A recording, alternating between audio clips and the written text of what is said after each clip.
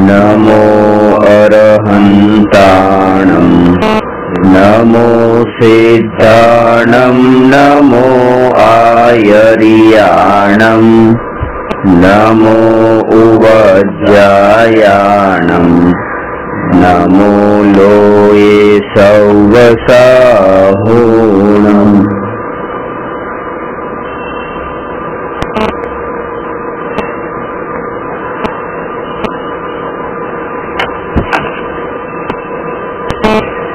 प्रश्न नंबर 196 पर छेल्ले चर्चा करेली कि कोना रचित शास्त्र में ज्ञान होय छे, गृहस्थ के साधु के शास्त्र में ज्ञान होतुं नथी। ज्ञान जीव में होय छे, शास्त्र पूतगल द्रव्य छे। शास्त्रनुं नाम द्रव्य स्रोत छे अने ए द्रव्य स्रोतनुं जे कारण छे एनुं नाम भाव स्रोत छे। भाव स्रोत जेने प्रगट थयुं होय अने एना जे वचन के लखाण होय एनुं नाम द्रव्य स्रोत छे।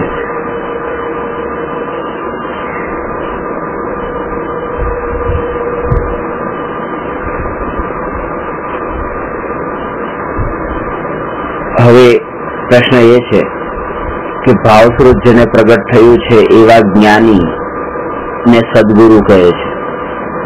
सद्गुरु नी परिभाषा बतावी छे। सद्गुरु कोने कहेवाय एना संबंध में आगळ प्रश्न छे कि सौथी मोटो प्रश्न है कि आपणे गुरुनी ओळखाण केवी रीते करवी। पोते तो शिष्य थवा माटे तैयार छे। शिष्य थवा माटेनी तैयारी होवी अने साचा गुरुनो योग थवो आ बंने वातमां घणुं अंतर छे। कोई एम कहे कि तमे शिष्य थवा जो तैयार थाव तो तमने गुरु मळी जाय, पण शिष्य थवा माटे थईने अत्यारे वर्तमानमां लाखो करोड़ो लोको तैयार छे અને શિષ્ય પોતાને માને પણ છે ને કોઈને ગુરુ પણ એમણે માની લીધા છે। શિષ્ય થવા માટે તૈયાર હતા, પણ શિષ્ય થવાની તૈયારીની સાથે સાથે ગુરુનો નિર્ણય કરવાની જો એનામાં કળા ન હોય તો પણ ખોટી જગ્યાએ ફસાઈ જાય।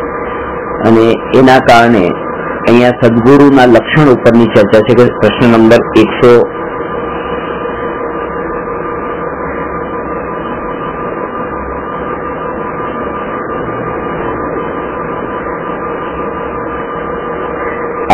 196 नंबरનો જે પ્રશ્ન હતો ગ્રહસ્થ અને સાધુના સંબંધમાં, એમાંથી તે આ એક નવો પ્રશ્ન એનો જ પેટાભેદ છે।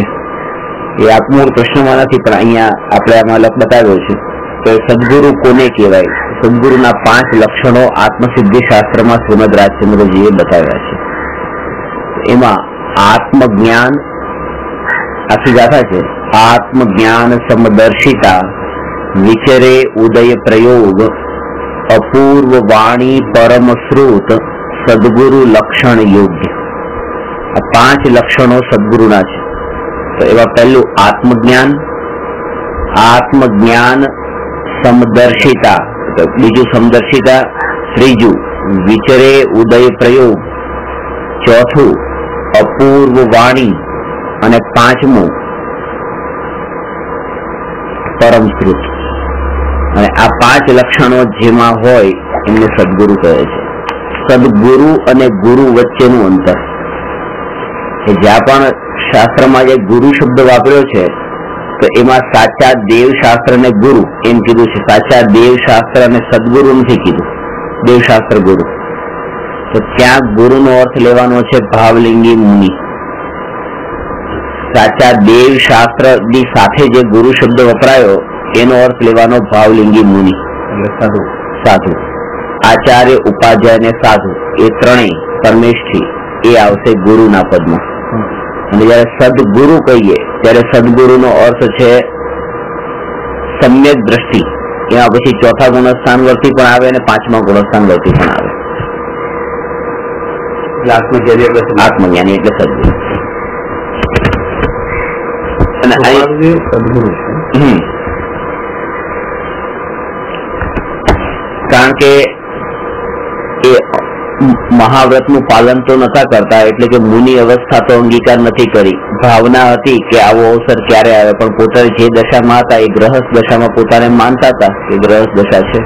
એ ગ્રહસ્થ દશામાં આ 5 લક્ષણો તો જ્ઞાનીને પણ નિયમથી હોય છે, ચોથા ગુણસ્થાનમાં હોય તો પણ। તો એમાં પહેલું આત્મજ્ઞાન। આત્મજ્ઞાની છે કે નથી એની ખબર કેવી રીતે પડે? તો જે કે આત્મજ્ઞાન થતા જ કર્તા ભાવ ટળી જાય છે અને આત્મજ્ઞાન થતા તે એ જગતના કોઈ પણ પદાર્થને જે સમયે જાણે છે એ સમયે માત્ર જાણે છે, એમાં એનું એકત્વ હોય છે. જે પદાર્થને જાણ્યો, જે પદાર્થને જાણીને એમાં રાગ થયો, એ બંનેમાં એકત્વ નથી. ના તો પદાર્થમાં એકત્વ છે, ના પદાર્થને જાણ્યા પછી એમાં થયેલા રાગમાં એકત્વ છે. એટલે જેને સંયોગ અને સંયોગી ભાવમાંથી એકત્વ ટળી ગયું હોય એનું નામ આત્મજ્ઞાની છે. આ બે વસ્તુ છે. સંયોગમાં આ શરીર એક સંયોગ છે અને આત્મામાં ઉત્પન્ન થતા રાગાદી ભાવ છે એ સંયોગી ભાવ છે. આત્મા જેમાં રહે છે એનું નામ શરીર છે અને આત્મામાં જે રહે છે એનું નામ રાગ દ્વેષ છે.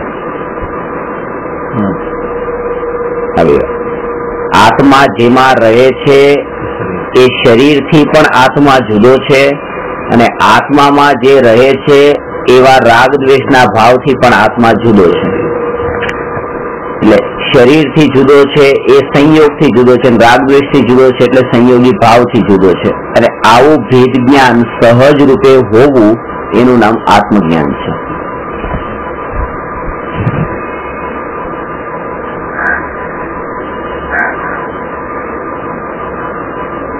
અજ્ઞાની અજ્ઞાનીની ઓળખાણ કરી શકતો નથી અને અજ્ઞાની જ્ઞાનીની પણ ઓળખાણ કરી શકે નહીં, કોઈની ન કરી શકે, કારણ કે એને પોતાને જ અજ્ઞાન છે.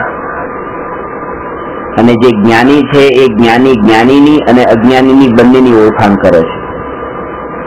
કારણ કે સમ્યક જ્ઞાન પ્રગટ થયા પછી એ તરત જ પકડમાં આવે કે આ જીવની જે માનો કે બોલે, વાત કરે તો એના ઉપરથી કે આને કરતા ભાવ સાથેની એ વાત છે, એટલે કે એ પારખી શકે. ભલે વ્યવહારના માટે પણ એમ બોલતા હોય પણ એ વ્યવહારમાં પણ એટલી નરમાશ હોય કે જેના કારણે થઈને એ વ્યવહારની જે વાત કરે છે ભલે ખોટી, દાખલા તરીકે એમ કે આ ઘર મારું છે, આ દુકાન મારી છે, આ છોકરા મારા છે, તો એવું વ્યવહારમાં બોલતા હોય પણ એ બોલવામાં પણ એ ખબર પડે કે આમાં એને એકત્વનો ભાવ નથી અને એ ખાલી બોલવા માટે બોલી રહ્યા છે. પણ એ ખબર એને પડે જે જ્ઞાની હોય, અજ્ઞાનીને ખબર ન પડે કે આ કોઈ અંદરના ભાવોના જોડાણ વગર બોલે છે કે જોડાણથી બોલે છે.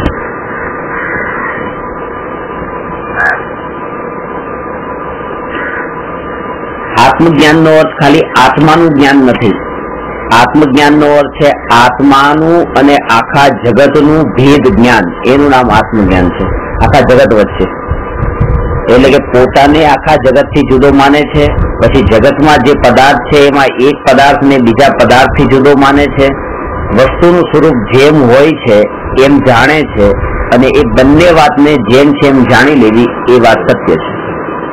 એટલે માનો કે અડધો ગ્લાસ ભરેલો છે અને અડધો ખાલી છે, તો એક વ્યક્તિ એમ કે અડધો ભરેલો છે અને બીજો એમ કે અડધો ખાલી છે, તો આ બે સાચા છે. કારણ કે બંને જે વસ્તુ સ્વરૂપ જેવું છે એવું જોઈ રહ્યા છે, ખાલી કોઈ વાતને મુખ્ય કરે છે અને કોઈ બીજી વાતને મુખ્ય કરી છે. તો એવી રીતે જ્ઞાનીને જગતની કોઈ ઘટના અયોગ્ય નથી લાગતી, કારણ કે આત્મજ્ઞાન થયા પછી યથાસ્થિતિ જેમ હોય એમ જાણે છે. અને એના જ કારણે કે કોઈ હિંસા કરનાર એવી રીતે હિંસક, પછી ચોરી કરનાર ચોર, કે જૂઠું બોલનાર કોઈ કુશીલ સેવન કરનાર, પરિગ્રહ ભેગો કરનાર, પાંચે પાપને કોઈ ભરપૂર કરતો હોય તો પણ એના પ્રત્યે જ્ઞાનીને એવો ભાવ ન આવે કે આવું કેમ કરે છે. એ જાણે છે કે બધું યથાયોગ્ય વ્યવસ્થિત છે. આત્મજ્ઞાન થયા પછી ફેરફાર કરવાની વૃત્તિ ટળી ગઈ, કરતા ભાવ ટળી જાય છે. એટલા માટે કે ના, આમ નહીં આમ કરવું જોઈએ. એટલે એના માટે એમ કહે છે કે જે થયું એ જ ન્યાય. શું થવું જોઈએ, શું થવું જોઈએ, એ બધા વિકલ્પો નથી પડતા. થયું છે ને બસ આ સાચું છે. ખરું ખોટું શું છે કે આ જ ખરું છે. તો કોઈને ચાકુ મારી નાખે તો સાચું શું છે? આ સાચું છે. થયું છે એ સાચું છે.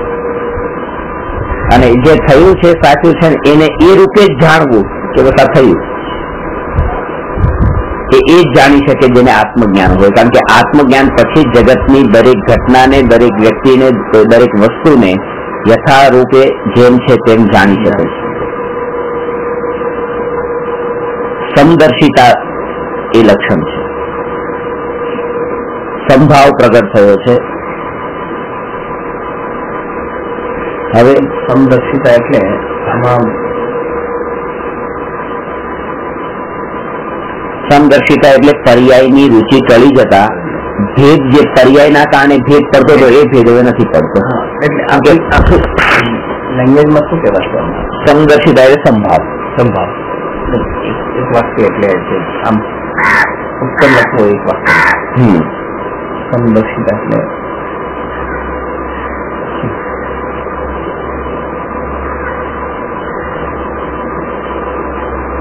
જગતના પ્રત્યેક પદાર્થને, પ્રત્યેક દ્રવ્યને એક સમાન રૂપે ભેદ કર્યા વિના જાણવા, માનવા. સમદર્શિતા ભેદ કર્યા વિનાનો અર્થ એ કે પર્યાયનો રસ ચડી જતા હવે એને, જેમ કે આ કાચ અને હીરો, તો કે પર્યાયનો રસ ચડી ગયો એટલે બંનેને પૂતગલ જાણવા, ભેદ નહીં કરવું. પર્યાયનો રસ ચડી ગયો એની મુખ્યતાથી વાત છે.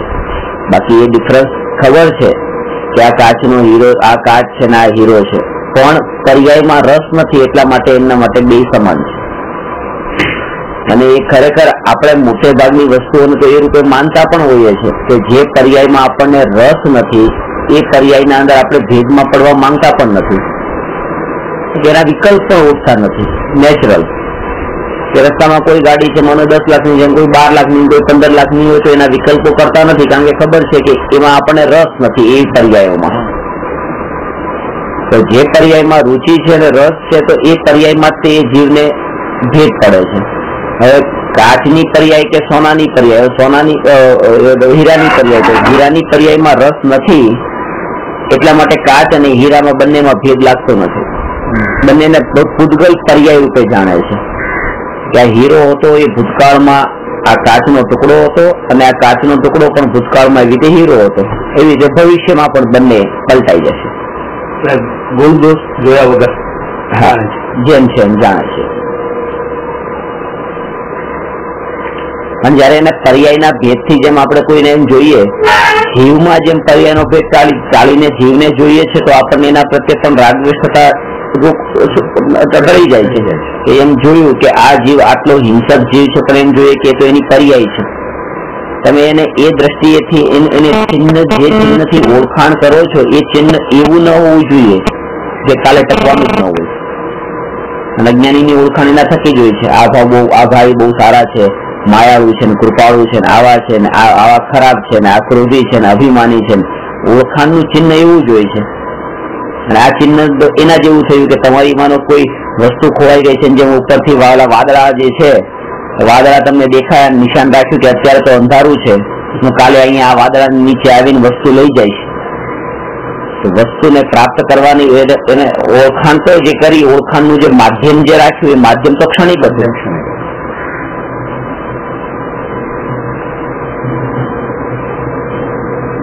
અને એના જ કારણે તમે મને પેલા મળી ગયા છો કે નહીં? ભૂતકાળમાં કેટલી વાર મળી ગયા છો, પણ આજે હું તમને ઓળખતો નથી, કારણ કે મેં તમને એવા રૂપે ઓળખ્યા હતા, એક રૂપે તમે આજે મારી સામે પેશ નથી થયા, અત્યારે નવા રૂપે તમે આજ થયા.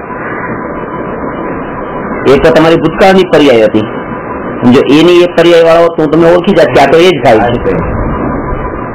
હા, ભગવાન આત્મા તરીકે હું તમને આજે ઓળખું અને કાલે પણ તમને મળું તો કાલે હું તમને ઓળખી લઈશ કે આ ભગવાન આત્મા જ છે, કારણ કે એ ભગવાન આત્મા તો એનો એ જ રહે, એમાં પલટાવ નથી આવતો. એટલે અજ્ઞાની પર્યાયની દ્રષ્ટિએ ઓળખાણ કરીને નિર્ણય કરી લે છે અને એના કારણે એને ભવિષ્યના અંદર એ પર્યાય ક્ષણિક હોવાથી એની પર્યાયમાં તો પલટો આવી જાય છે, ક્ષણિકપણું છે. એટલે પણ આને જે અંદરમાં પ્રતીતિ થઈ ગઈ છે, માન્યતામાં થઈ ગયું કે આ આવા છે, એ માન્યતા એની છૂટતી નથી. એ છૂટે સમ્યક દર્શન થાય ત્યારે. સમ્યક દર્શન થયા પછી આ પર્યાય દ્રષ્ટિ ટળી જાય છે. જેમ આ જીવમાં હવે પર્યાય દ્રષ્ટિ ટળી તો એમાં જે થતા રાગ દ્વેષ પણ ટળ્યા, તો એવી રીતે પૂતગલમાં પણ પૂતગલની પણ પર્યાયો છે ને એમાંની જયારે પર્યાય દ્રષ્ટિ ચડે તો એમાં થતા પણ રાગ દ્વેષ ચડી જાય.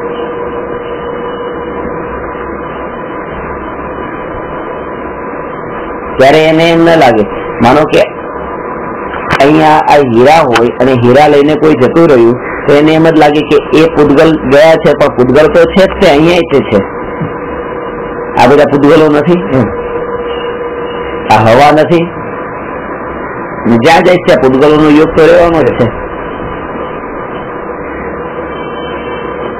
અને કોના બળ ઉપર આવું ચિંતન ચાલે છે? ન્યાયકના બળ ઉપર. એ ન્યાયકના બળ ઉપર એ આવું ચિંતન કરી શકે છે, કારણ કે એનાથી ફરક કેમ નથી પડતો? મારી પાસે છે કઈ, એના કારણે મને ફરક નથી પડતો. એના કરતા સારી એ કોઈ પણ સ્થિતિમાં પતી હશે, પણ અંદરનું બળ છે. એક કરોડપતિ હોય કે સવારના માનો એ નીચે મોર્નિંગ વોક કરવા માટે નીચે ઉતર્યો છે અને એવી રીતે અડધું પેન્ટ બરમુડો પહેરી નીચે ઉતર્યો ને એના અંદર એ પણ ફાટેલા જેવો છે, ટી શર્ટ એ અડધું ફાટેલા જેવું છે, પણ એને એ તો પણ ત્યાં એ જે દોડે છે તો એના અંદર જે એનું બળ છે એ છે કે બસ હું કરોડપતિ છું, એ અંદરમાં રાખીને એક, અને એના કારણે છે એને ભલે એવી સ્થિતિમાં હોય છે પણ તો એને દુઃખ નથી લાગતું ત્યારે હું ફાટેલા કેમ પહેર્યા છે, આવું અડધું કેમ પહેર્યું છે, એવું નથી. એનાથી એને કોઈ ફરક નથી પડતો, પ્રતિજ્ઞામાં છે. તો એવી રીતે પૂતગલોને જે જાણે છે ને કોઈ પણ સંયોગોમાં જ્ઞાની સંભાવે રહી શકે છે, કારણ કે જ્ઞાયકનું બળ હોય છે કે હું જ્ઞાયક છું એમ માનીને, મને આમાં નથી કોઈ પછી ફરક પડતો નથી એમ માનીને પછી એની સાથે રહી શકે છે. અને અજ્ઞાની કોશિશ કરે છે કે અત્યારે બસ આ કાચનો ટુકડો અને હીરો હું બેને સમાન માની લો. હવે બેને સમાન માનશે તો અત્યારે જે એને આનંદ આવતો તો એમ લાગતું કે મારી પાસે હીરો છે, એ તો હવે જતો રહ્યો, એ તો કાચના ટુકડાની કેટેગરીમાં આવી ગયો. તો પોતાની પાસે જે બળ હતું એ તો જતું રહ્યું અને જ્ઞાયકનું બળ મળ્યું નથી. એટલા માટે એને એમ લાગે છે કે દરેક વસ્તુમાં સંભાવ કરવાનો મતલબ જાણી જોઈને દુઃખી થવું. આવું એને દુઃખી નથી થવું, એટલા માટે સ્વની અસ્થિના વગર એને આ પરથી નાખતી નથી થતી, છૂટતું નથી. અને એટલા માટે તે 12 ભાવનામાં પણ એકત્વ ભાવના પહેલા બતાવી છે અને અન્યત્વ ભાવના પછી બતાવી છે. આ જીવને આ જીવને કહો કે આ મનને કહો, એક કોષ મળે, એક વસ્તુ અસ્તિત્વ એટલે મળે તો જ બીજાથી થઈ શકે. બે વસ્તુ છે અને એનાથી કોઈ ફરક નથી પડતો કે એ ન્યાયિક ભાવ મળે તો જ. એમાં એ છે કોઈ વ્યક્તિ એક તો એનાથી ઊંચી વસ્તુ મળે છે એના માટે ત્યાં જાય છે, અને કોઈ કે આમાંથી બચવું છે એટલા માટે એને છોડીને જાય છે. ઘર છોડવાનું બે રીતે થઈ શકે. એક તો એ કે આ ઘરના અંદર એવી મજા નથી મળતી જેવી અમેરિકા ફરવામાં મળશે, ચલો ઘર છોડીને અમેરિકા છે. તો ત્યાં તો એક એ છે કે એનાથી ઊંચી વસ્તુ ત્યાં છે, અને એક એ છે કે ઊંચી વસ્તુની કોઈ અભિલાષા નથી પણ ઘરમાં આગ લાગી છે, ફટાફટ નીકળો બહાર. તો આમાંથી મુક્ત થવા માટે તે નીકળે છે, આગળની કઈ વિચાર કરતો નથી. છોડે છે બે અને એમાં કોઈ વાંધો નથી. કોઈ ક્ષણિકનો બોધ કરે અને એ જગતથી છૂટો પડે, પણ એ છૂટો પડશે તો પછી ક્યાં જશે? એ ભટકી જશે એ ચાન્સ છે. ઘરની બહાર નીકળીને ક્યાં જશે? ભટકી જશે. પાછો એવી જગ્યાએ જશે કે પાછો જ્યાં બીજે પણ ક્યાંય આગ લાગી છે. એટલે ન્યાય ભાવ તો કલાક જોઈએ, એનો આધાર મુખ્ય જોશે. એટલે નિમિત્તાધીન આપણે પ્રવૃત્તિ છે, અને મોટા ભાગે આવું જ થતું હોય છે. કેવું કે 5 ઇન્દ્રિયના વિષયના ભોગોની પ્રવૃત્તિમાં જે ફસાયા હતા એમાંથી નીકળી જવાય છે, અને પછી એવામાં ફસાય છે કે જ્યાં ધર્મનું નામ હોય અને છતાં પાપ હોય. આવું થાય છે. ન્યાય ભાવ એટલે આ વસ્તુ નક્કી થઈ ગઈ કે વિના આધાર તમે પેલા ઇન્દ્રિયના આધાર પર રહેતા હતા, સંયોગોથી તમે નિમિત્તાધીન હતા, એનાથી છૂટવા માટે તમને ન્યાય ભાવનો તો આધાર જોઈએ. અને આખું આધુનિકરણ એવી રીતે થયું કે આપણે માનો કે આ એક પત્રિકા બને છે, तो एक पत्रिका मानो एक पत्रिका ये 500 700 રૂપિયાની પત્રિકા પડે તો કે તમે તમારા છોકરાના લગ્ન કરાવો ને એમાં માનો કે તમે 100 200 રૂપિયાની પત્રિકા છપાવતા હો તો પછી તમે આમાં કેમ નથી કરતા?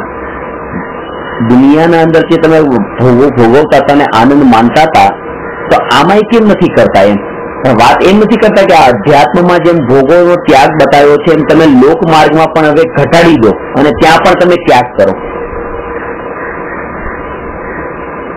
ભગવાનને આપણે આપણા જેવા બનાવવાની કોશિશ કરી દાગીના પહેરાવીને, પણ ભગવાન વિતરાગી છે તો એમના જેવા બનવાની કોશિશ નહીં કરી કે હું મારા છોડી દઉં. આપણા અંદર ઉભી થતી વૃત્તિઓ છે એ ત્યાં આપણે લગાડી દઈએ છીએ. એ ખોટું થાય છે. દરેક જગ્યા એમના પ્રતિ મારી જે ભાવના છે અમારા વિચાર છે બસ. ભગવાનના પ્રતિ જે હું દાગીના પહેરાવું છું તો મારા જ વિચાર છે. દરેક વસ્તુ પ્રતિ આપણે જે વિચાર કરીએ એ ત્યાં મૂકીએ છીએ પોતાની જ વિચારધારણા પોતે. આ બધી પુસ્તકો ગોઠવેલી છે, આ પુસ્તકો નથી, આ કોઈના વિચાર છે. એટલે વસ્તુ સ્વરૂપ તો છે જ નહીં. આમાં 99% તો ઉઠાવેલી છે, અહીંથી અહીં મૂકેલી છે, અહીંથી અહીં મૂકેલી છે. એકદમ પોતાની એકદમ મૌલિક કહેવાય તો બહુ થોડી કૃતિઓ હશે, બહુ ઓછી હશે. જેનો સમય ખ્યાલ છે તો કે એ અમને આત્મજ્ઞાનથી સ્ફુરેલી પછી એના પર વિસ્તાર ભલે તો બાકી લગભગ એ પેપરમાં લેખ હતો કે લગભગ 99% કૃતિઓ જે છે અહીંથી અહીં મિક્સ મેક્સ કરી બધી પોતપોતાના જ્ઞાન પોતાના વિચાર મૂકી અંદર એ લોકો બધું પૂછી દીધું. સાચી વાત છે. આવું થયું.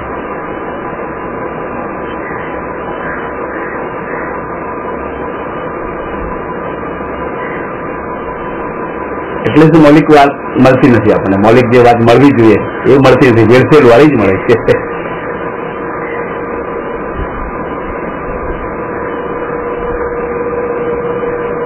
કેટલા આપણે આમ જોતા હોઈએ કે દાતારોના નામ જોઈએ તો 200 500 એક દાતાર માનો એવી રીતે 25,000 રૂપિયા આપે, 200 દાતારના નામની લિસ્ટ હોય. તો આ બધાના નામ કોણ વાંચતું હશે? કોઈને વાંચવા જે પોતે વાંચતો હશે બસ પોતાનું નામ ક્યાં છે, મારું નામ ક્યાં છે, દાતા લિસ્ટમાં એ જ જોઈએ છે. પેલા આપણે જઈએ ક્યાં આ રૂમ પર મારું નામ છે કે નહીં, મેં પૈસા આપ્યા હતા પેલા. એલ્બમમાં જોઈએ ને મારો ફોટો ક્યાં છે, લગ્નનો ફોટો હોય કોઈ એલ્બમ જોઈએ પેલા જ જોઈએ મારું ફોટો ક્યાં છે, હું ક્યાં છું. જેના લગ્ન થયા હોય એના ફોટો નથી, એ ગોળ વાત છે. એમાં હું ક્યાં છું એટલે તો ફોટો પડાવવાનો શોખ હોય ને, એટલે તો ફોટો પડાવવાનો શોખ. જે તે આવું ઉપયોગ ના હોય તો હું દેખાવું તો એને ફોટો પડાવવાનો શોખ જ નથી. ઉભા રહેજો હજી બરાબર નથી થયા, બરાબર ઉભા રહેજો રોકી દઈશ. ફસામણી છે બધું બહુ ખરેખર. અને એ સમય માટે એવો ભાવ થયો. પછી કાલે મારો ફોટો છે ને ફાટીને માનો કે પડી પણ જાય ને આ ભાવ જેનો સમય ઉભો છે ને હું આવો દેખાય, એનાથી એવા કર્મ એને બાંધી દીધા. એ જ કર્મનું ચક્ર ત્યારે ચાલુ છે ને, આજ ચાલુ છે કર્મનું ચક્ર. એટલે શું ભાવ કર્યા ક્ષણે ક્ષણે ભાવ બદલાય છે, ક્ષણે ક્ષણે એનું પ્રતિબિંબ પડે છે ને. આપણે શાળામાં જેમ ખીમનો સ્પર્શ ઠંડો, જેમ અગ્નિનો સ્પર્શ ગરમ, એમ જેમ આત્મા ના જેમ ભાવ આવે એ રીતે એને ભોગવવો જ પડે. ભાવ બરાબર છે, ભાવને ભોગવવા પડે, પણ એ ભાવને ભોગવવાના કાળે જેમ કીધું ને કે કર્મના ઉદય જેવા છે એવા અનુસારે તમને ભાવ આવવાના છે. એ જીવના ઉદયો પણ એવા છે ને એને ભાવ પણ એવા આવવાના છે. પણ પુરુષાર્થની નબળાઈ જીવની એ છે કે એ સમયે ભાવોથી ભેદ જ્ઞાન ન કર્યું. કેવું કે ભાઈ આ ભાવોમાં મારો કઈ રોલ નથી, હું એનો જાણનારો છું. ભલે ને ગમે એવા ભાવ થાય બધા માપ છે, પણ એને જાગૃતિ હોય કે આ ભાવ મારા નથી, હું આનો કરનાર નથી. ત્યાં તો એમ કે છે મેં જ આ ભાવ કર્યા, આ દાન આપવાનો ભાવ મારો હતો, પત્ની તો ના પાડતી હતી. ભાવ નો કરતા પોતાને માને છે, એમ નહીં કે મારા ઉદય જેવા હતા એટલે આ ભાવ હતો. ઉદય વિચારે પ્રયોગ આજ દિમાગ ઘસી ગયું. ઉદય વિચારે એ ભાવ મારા નથી, કોઈ મારું આમાં કઈ જ્ઞાન જોઈએ નહીં તો પ્રોપર જ્ઞાન જોઈએ અને એ જ્ઞાનની પછી જ્ઞાનની સાથે સાથે એનું શ્રદ્ધાન જોઈએ. પૂરી શ્રદ્ધાન જોઈએ ખાલી પાપ કરતા જ હોય ને એનો ખેદ પણ નહીં હોય. જ્ઞાન તો પૂરું. આજે માનો કે જે વિદ્વાનો મહાપંડિતો તો એમને જ્ઞાન નહીં હોય. કેટલું જ્ઞાન. આમ તમે શાસ્ત્રોના એક એક શબ્દના અર્થ ને એક એક કર્મની પ્રકૃતિના ભેદ પ્રભેદ બધું ફટાફટ કડકડાટ બોલી જાય કે આ કસાયનું ફળ આ નરક ને આ કસાયનું ફળ આટલામું નરક ને આનું ફળ આટલામું નરક ને બધું જાણતા હોય તેમ છતાંય તે કસાય થતો હોય તો એ જ્ઞાન છે પણ હજુ શ્રદ્ધાન નથી. અને પછી એના પછી એ પાપ પછી ફરક પડે. કસાય ભાવમાં પલટો આવે. શ્રદ્ધાન થાય તો પલટો આવે. ના થાય ત્યાં સુધી કઈ ના થાય. પ્રશ્ન કર્યો હતો ને કે આ બધું આટલા બધા જ્ઞાની છે એમને કેમ સમજણ નથી પડતી. વસ્તુ આપણે બતાવે છે, આપણે બુકમાં લખીને બતાવે છે, શાસ્ત્ર લખીને બતાવે છે કે ના આવું છે આવું છે, પણ એ પોતે પોતાના ઉપર ઘટિત થાય ત્યાં પછી ભટકી જાય છે. એમને શ્રદ્ધા નથી થયું. બીજાના ઉપર થાય. એક ગાય તત્વનો એટલો અભ્યાસ કરેલો, બધા કર્મના બધા ભેદ યાદ. મને તાવ આવ્યો તો ખબર કાઢવા આવ્યા 103 ડિગ્રી તાવ અને મને ક્યાં પૂતગલની પર્યાય છે એટલે બરાબર છે પર્યાય છે. એમને બીજા દિવસે 101 ડિગ્રી તાવ આવ્યો.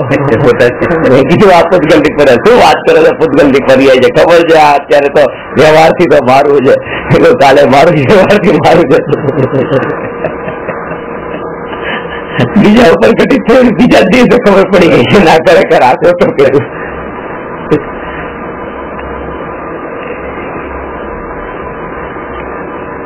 ખરેખર જો વિચાર કરવામાં કે જયારે ઘટના ઘટી નથી ત્યારે બીજાને જે ઉપદેશ આપવામાં આવ્યો હતો ને એ જ ઉપદેશ ખાલી પોતે પોતાના જીવનમાં અપનાવી લે. નવો કોઈ નહીં. કોઈ ગુરુનો ઉપદેશ જરૂર જ નથી. કોઈ ગુરુ ના હોય એની જરૂર નથી. તમે તમારા શબ્દોને રેકોર્ડિંગ કરતા હો સાંભળી ક્યાંય જવાની જરૂર નથી.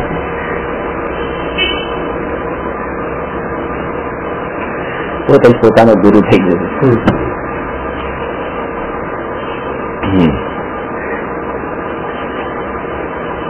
મહેલ હોય કે સ્મશાન હોય એમાં ભેદ લાગતો નથી.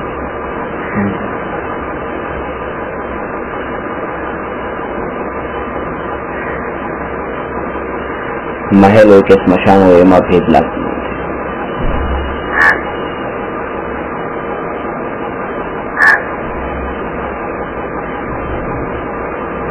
તો પછી મહેલમાં જ રહેવું તો સ્મશાન વાળા છોડીને પછી વનમાં ગુફામાં ને બધામાં શું કામ ગયા? કોઈ ભેદ લાગ્યો નહીં તો પછી એના માટે બધું સરખું છે.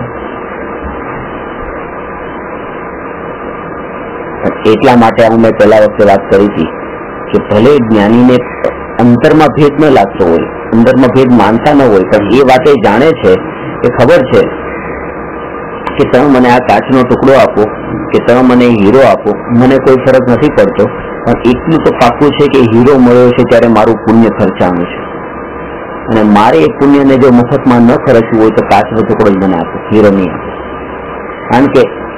કારણ કે આવા પાપના કામના માટે જો એવા પુણ્ય ખર્ચાવે એના કરતા તો સાચા સદયોગમાં સદનિમિત્તના યોગમાં રહેવું એ વધારે ઉત્તમ છે.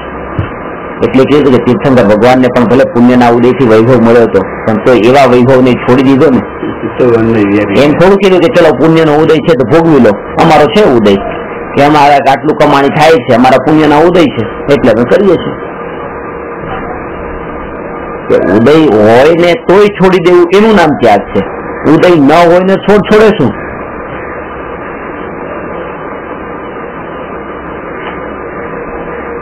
એની પાસે કઈ ન હોય એ કેવી છોડવાનો શું છે? આ તો જે હતું એને છોડીને વનમાં ગયા. અને આપણે જોઈએ છે કે જે 24/24 તીર્થંકર તો મહેલોમાં જ હતા. એવા તો નતા કોઈ ઝૂંપડીમાં રહેવા વાળા હોય ને કઈ, કારણ કે હોતું હતું એને છોડીને ગયા છે. પુણ્ય એટલું હતું એટલે પુણ્ય નો ઉત્તમ શું થઈ ગયો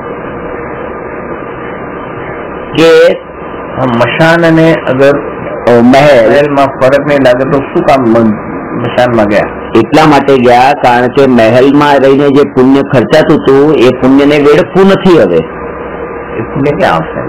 હવે એ પુણ્ય જે છે ક્યાં તમે બસ એ જ સદગુરુના યુગમાં પોતે હજી પણ હજી પણ સદનિમિત્તના યુગમાં એવી જગ્યાએ કે સાચો ધર્મ, સાચી વિતરાગી વાણી એ બધાના યુગમાં રહેવું છે.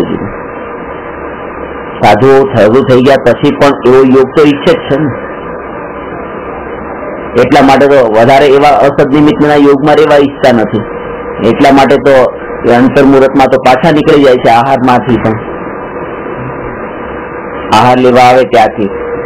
એટલે લાંબો કાળ એ પોતે એવામાં પડવા જ નથી માંગતા, એવા નિમિત્તોમાં રહેવા જ નથી માંગતા કે જ્યાં વિકલ્પ થાય. અને એ પણ કે બેઠા તો બેઠા પછી પાછા વિકલ્પ વધશે તો ઉભા ઉભા જ છે.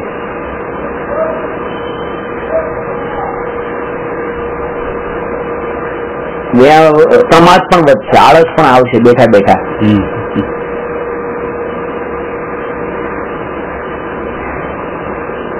જે સમયે આપણે બેઠા હોય ત્યારે આપણું પેટ થોડું આમ બહાર નીકળે. બેઠી વખતે પેટનો જે વિસ્તાર થાય છે એના કારણે ખોરાક અંદર વધારે જાય. ઉભા ઉભા તમે જમો તો એટલો ખોરાક ન જાય અંદર, અને દોડતા દોડતા જમો તો એનાથી ઓછું જાય. સિટિંગમાં બુફેમાં ફરક પડે. એટલે બધા બુફે રાખે સસ્તામ કરતા તૃપ્તિ ના આવે. બુફેમાં તૃપ્તિ નથી આવતી. પણ એ છે કે ઉભા ઉભા એ આહાર પણ એટલો જતો નથી, અને એ વિકલ્પ પણ નથી બેસવાનો. મૂળ તો એ બેસવાનું એટલે બેઠા પછી પાછું કઈક ને કઈક ચર્ચામાં પડશે. એટલે આગળ લોકમાં પણ એમ કહે છે ને ભાઈ જાઓ તમે ઉભા ઉભા કામ પતાવીને આવતા રહેજો, ઉભા ઉભા આવતા રહેજો.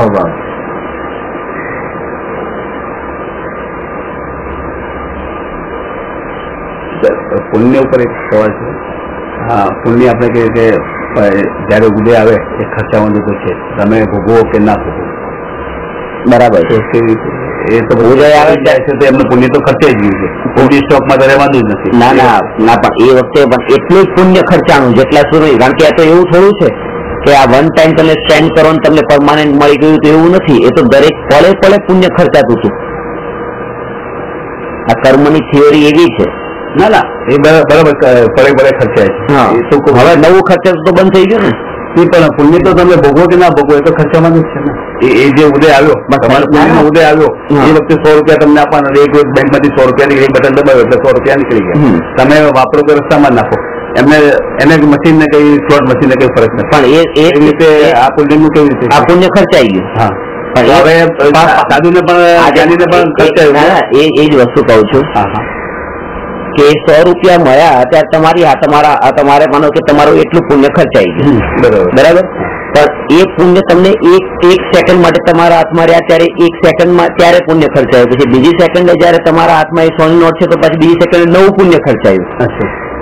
ત્રીજી સેકન્ડે એ નોટ તમારા હાથમાં, 30 સેકન્ડ નવું પુણ્ય ખર્ચાયું. તો જેટલા મોમેન્ટ સુધી એ વસ્તુ તમારી પાસે છે એવરી મોમેન્ટ નવું નવું નવું નવું નવું પુણ્ય ખર્ચાય છે.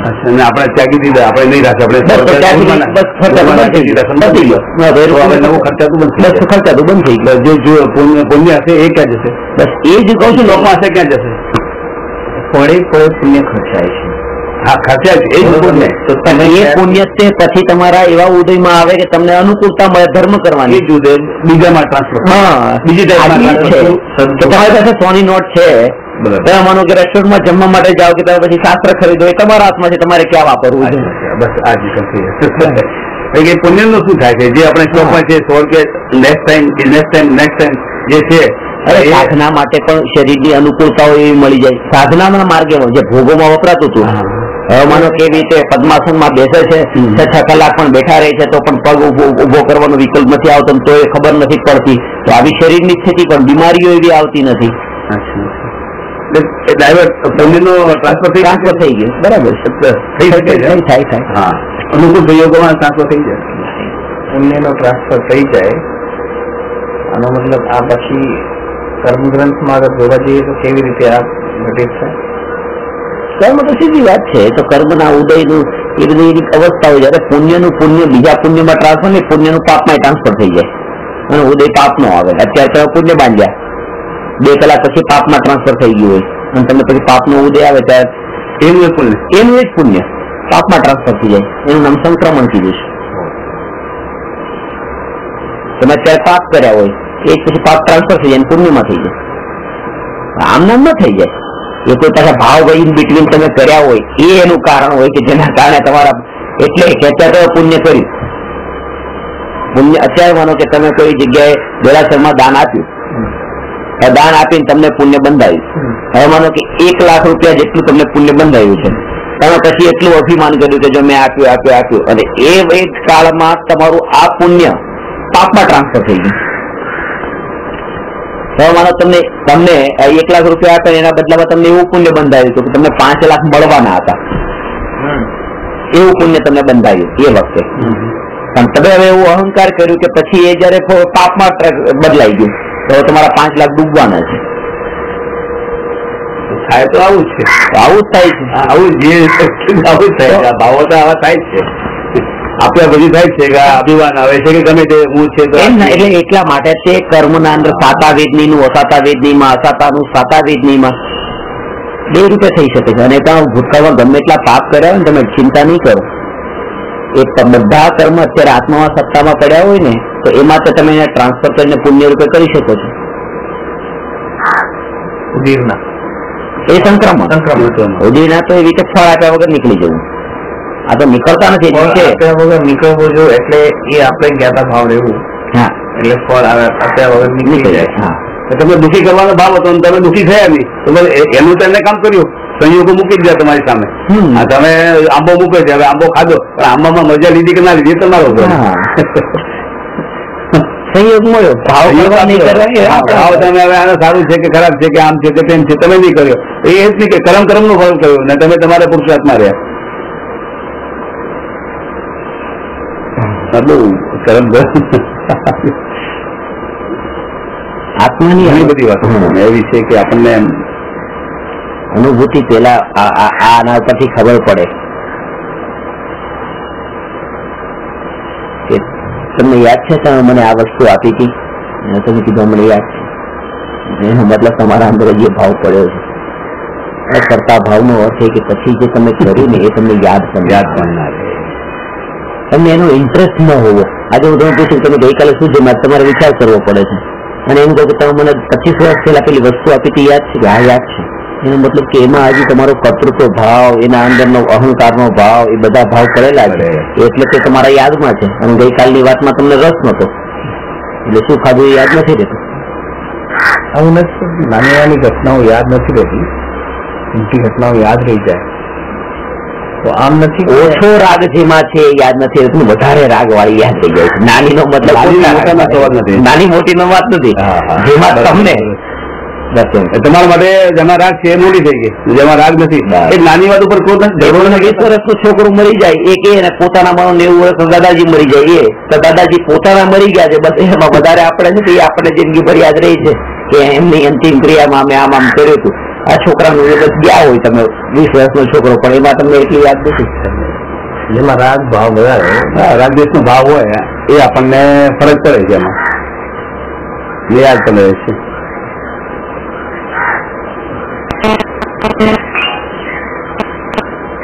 આમ જેમ માનો કે અત્યારે તમારું એકત્વ હોય ને તો એને સાથે રાખીને જ તમે વિચાર કરો છો.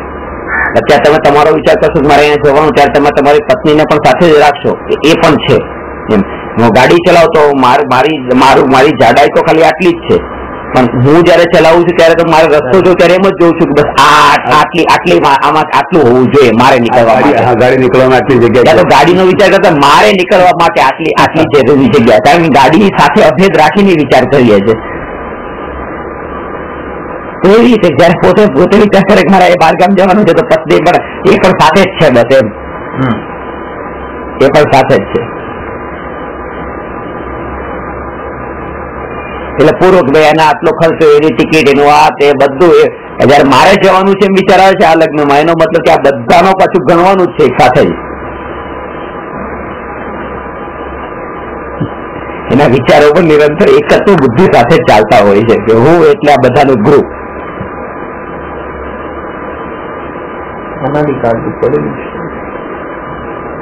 જ્યાં જાય ત્યાં એના બીજી પત્ની, ત્યાં પછી એની સાથે એક ગાડીમાંથી ઉતરીને પછી બીજી ગાડી બેઠો. આના કરતા મોટી મળે કે નાની મળે? મોટી મળે.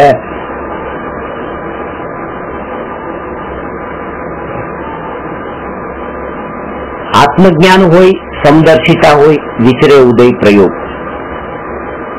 ત્રીજું લક્ષણ છે ઉદય અનુસાર વિચરણ કરવું. એનો અર્થ શું? આ બહુ ખાસ પોઈન્ટ છે અને આ આપણને પ્રેક્ટિકલ લાઈફમાં બહુ ઉપયોગી બને એવો છે. પોતાનો વ્યવહાર કરવો અને બીજાને ઉદય ઉપર છોડી દેવાનો, એ આ છે. અહીંયા તમારા પ્રોફેશનનો પહેલો વર્ડ ને આ સામે પહેલો વર્ડ જો એ બોલાયું નહીં, જયારે આવ્યો હતો ને પહેલો વર્ડ આ હતો કે છોકરાને કહેવાનું ઉદય અનુસાર આપણે વ્યવહાર માટે કે ઉદય ઉપર છોડી દેવાનું. અને જયારે તમે એને ઉદય પર છોડ્યો ત્યારે તમે શું કરો છો પાછા, એ વાત યાદ રાખી. ઉદય પર છોડીને પછી રાહ નહીં જોવી કે શું થશે. ઉદય પર છોડવાનો મતલબ કે પોતે સ્વભાવમાં જવું. હવે એને છોડ્યો ને તો પછી તમે છૂટ્યા, તો હવે તમે અંદર જાઓ, એની ચિંતા પછી મુક્ત થયા. તો નહીં તો પછી તમે જો એના વિચાર કરો કે એના ઉદય પાછા કેવા આવે છે, લાવ જોઈ લો. એનો મતલબ કે પાછા ઉદય ઉપર છોડ્યો જ નથી, એને છોડ્યો રસ્તો ઉદયમાં છે ગમે તે રીતે. ગઈકાલે મારે પ્રવચન પૂરું થયું, પછી નીચે ઉતરીને ટેક્સીની રાહ જોઉં છું, ટેક્સી આવતી નથી. 5 મિનિટ 10 મિનિટ થઈ. વિકલ્પ તો કરવાની જરૂર નથી, ટેક્સી ક્યારે આવશે. એ વિકલ્પ નિરર્થક છે, મારા બધા વિકલ્પ નિરર્થક છે. બસ મેં મારો વ્યવહાર કર્યો છે, હવે ઉદય પર છોડી દીધું છે. એ મારા સ્વભાવનું ચિંતન કરવાનું છે. બસ કે હું ન્યાયક છું, જાણનાર. એ ચિંતન મારે કરવાનું છે. કારણ કે એ ચિંતન કરવાનો મને અવસર એટલે મળ્યો છે કારણ કે આ ઘટનાને મેં ઉદય પર છોડી છે. અને એને પણ એવી રીતે આવકારવાનું કે ખરેખર મળી ગયો તો ચિંતન કરવાનો પણ એટલો ટાઈમ મળે જ નહીં, કારણ કે મળી ગયો તો પાછા બીજા વિકલ્પ કરતા હોય.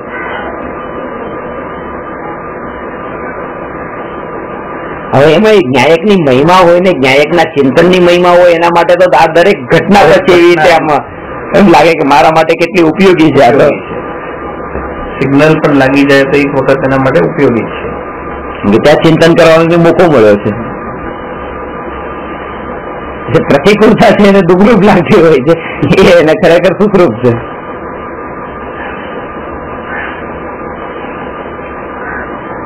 ઉદય અનુસાર વિચરણ કરવાનો અર્થ એ છે કે મિથ્યા દ્રષ્ટિ જીવ પણ કર્મના ઉદય અનુસાર જ વિચરણ કરે છે અને સમ્યક દ્રષ્ટિ પણ કર્મના ઉદય અનુસાર વિચરણ કરે છે. પણ સમ્યક દ્રષ્ટિ એમ માને છે કે આ કર્મના ઉદય અનુસાર વિચરણ થઈ રહ્યું છે, મિથ્યા દ્રષ્ટિ એમ માને છે કે આ બધું હું વિચરણ કરું છું, મારાથી થઈ રહ્યું છે અને કરતા હું છું. કર્તૃત્વ બુદ્ધિ વિનાનું વિચરણ, એનું નામ વિચરે ઉદય પ્રયોગ.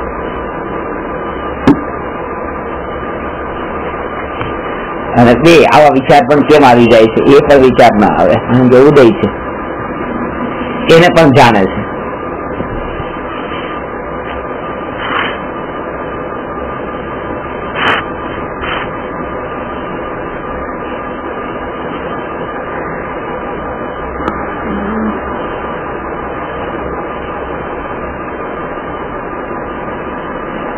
આત્માની વાત એટલી મહાન છે પણ એ રોજ રોજ આવી તો આપણે સાંભળીને પછી એમ લાગે છે કે બધા પાસે કે આત્મા મારા છે, આત્માની વાત કરે બધા આત્મા. ઠીક, પણ એનો જે ભાવ છે ને એ જો અંદર પકડમાં આવે ને તો ખબર પડે કે આ વાત છે ને આવી રીતે આમ જરાય મહિમા એની ઘટવી ન જોઈએ. એની જેમ જેમ સમજણ પડે ને મહિમા વધે છે, આખી સમજણ પડે તો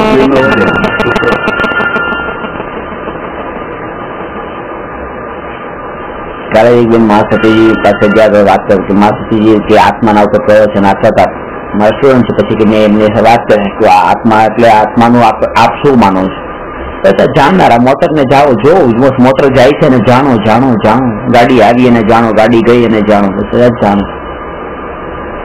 કે મેં તો કીધું કે ખાલી ગાડી ગઈ એને જ જાણવાની, ગાડી આવી એને જાણવાની, પણ જાણનારાને નહીં જાણવાનું. ખરેખર તો જાણનારાને જાણવાનો છે. આ બધા જાણવામાં તો ક્યાં પડવાનું? અલ્ટિમેટ મારો સવાલ એ હતો કે તમે ગમે ત્યાં જાઓ, ન્યાય ભાવની જ્યાં સુધી આધાર નથી બધી વસ્તુ તમારી મિથ્યા છે. કમી ક્યાં છે? ગાયક ભાવમાં જ કમી છે, જે છે બધા માટે. નહીં, હું જાણું છું, હું આ વિચાર કરું છું, જ્યાં સુધી ઘરમાં નથી તમે ક્યાં સાંભળેલું. પોલીસ જે હોય ને એ જ ભાઈ સિવિલ ડ્રેસમાં ફરી શકે. પોલીસ હોય એ જ સિવિલ ડ્રેસમાં ફરી શકે. તમને દ્રષ્ટિને જ વ્યવહાર હોય, બાકી તો બધા મિથ્યા છે.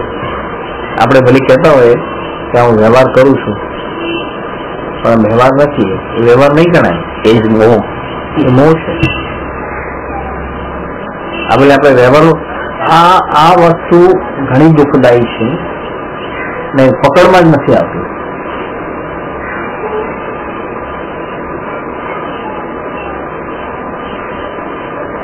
પકડમાં ત્યારે આવે જયારે એનું ફળ મળે છે. ફળ મળ્યા પેલા પકડમાં નથી આવતી. કે અત્યારે તમારી પ્રત્યે મને રાગ થઈ રહ્યો છે, આજે 5% થયો, કાલે 10% થયો, ગમે જ છે, હજી ગમે છે. અને જયારે પછી માનો કે 100% પહોંચી ગયો અને પછી એ રાગ નું પછી દ્વેષમાં રૂપાંતર થયું, ત્યારે ખબર પડી કે આ બધાનું કારણ આ રાગ જ છે. રાગ જ છે. આ અનુભવ ઘણી વખત થઈ ગયો. અને એ સમયે પણ પછી સમાધાન એનું એ છે, એ પર્યાયનું પણ એ સમય નિશ્ચિત હતું, તો વિકલ્પ નહીં કરો.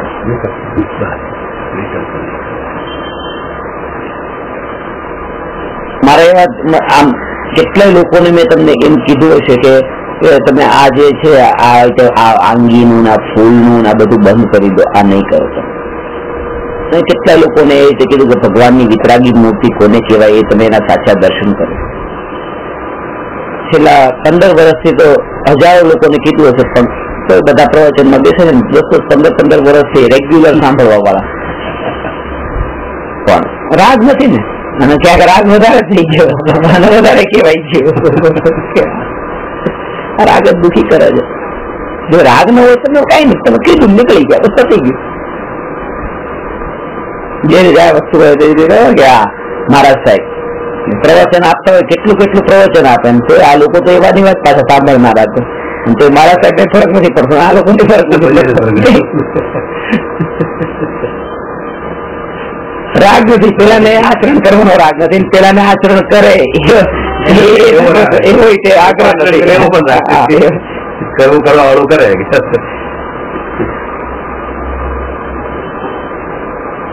એટલે ત્યારે પકડમાં નથી આવતો, ત્યારે તેમ લાગે છે બરાબર જ છે, આ હોવું જ જોઈએ, આ માર્ગ બરાબર છે, ખોટો માર્ગ નથી.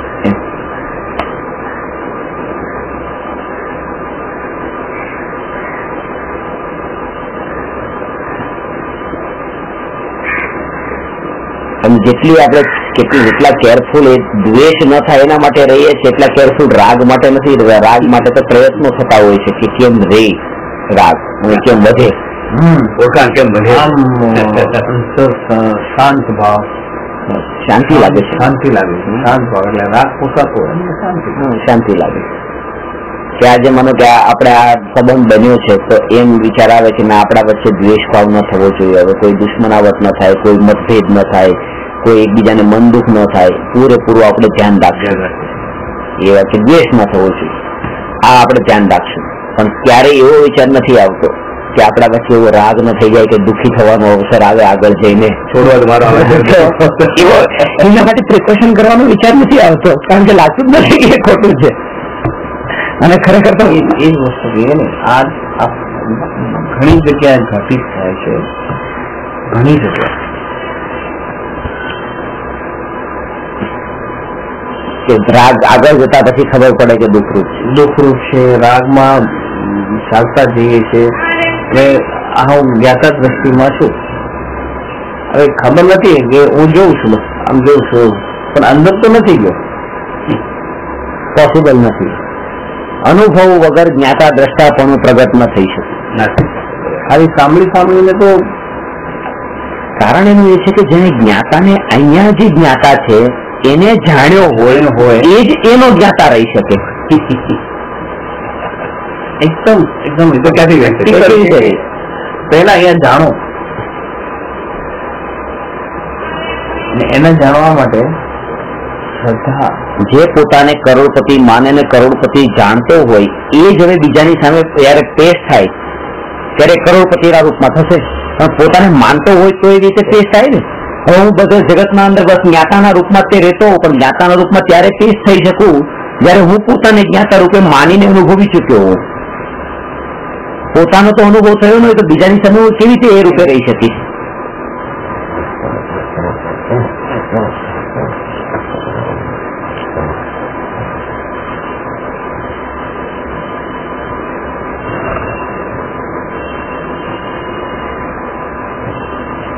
જ્ઞાનીને બે ધારા હોય છે, એક જ્ઞાન ધારા અને એક કર્મ ધારા.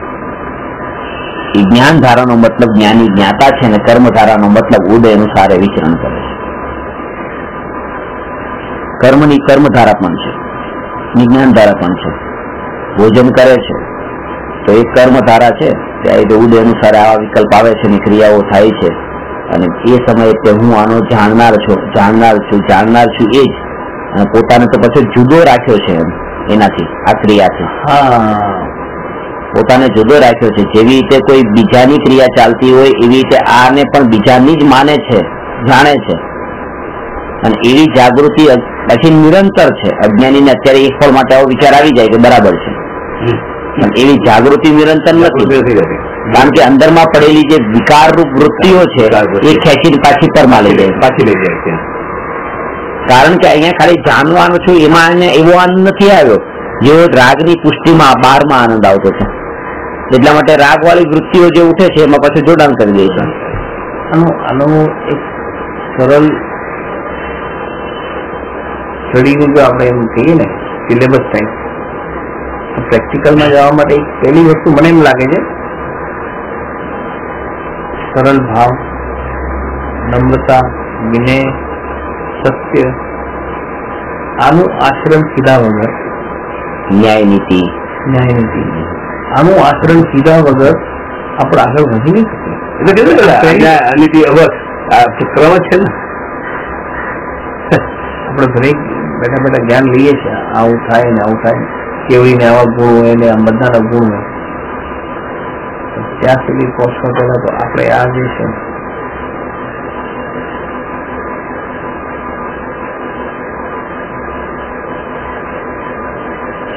બેઝિક જે કીધું, અને નિશ્ચયના સિદ્ધાંતો જે છે માનવા માટે છે, બોલવા માટે નથી. એટલે આ ન્યાય, નીતિ ને વ્યવહાર ને વિનય વિવેક ના અંદર તો ત્યાં પૂરો વ્યવહાર જ હોય અને ત્યાં નિશ્ચયના સિદ્ધાંતો ઘટિત ન થાય. એમ કે આ ક્રમબદ્ધ પર્યાય ને અકર્તાવાદ ઉપર પ્રવચન સાંભળીને એવા કેટલાય વિદ્યાર્થી મારી સામે મોટા પર બોલે, તમારાથી નથી મળ્યું, સમજી લેજો આ અમારી યોગ્યતા છે. જો આમ આંગળી ચીંધીને આવી રીતે વાત કરે બરાબર છે, પણ તમને આ સમજાણું નથી કીધું. આ સમજાણું તો ખરેખર સમજાણું તો આ ન બોલે. તમને મારાથી નહીં, XYZ કોઈ પણ પાસે સમજો, સમજેલો વ્યક્તિ આવું ન બોલે. કારણ કે એ પણ સમજી ગયો કે આ નિશ્ચય છે તો વ્યવહાર કંઈક બીજો છે, એનું નામ સમજે છે. આ વાતને નિશ્ચયની છે એમ સમજો છે, આ બોલવાની છે એમ જ સમજો.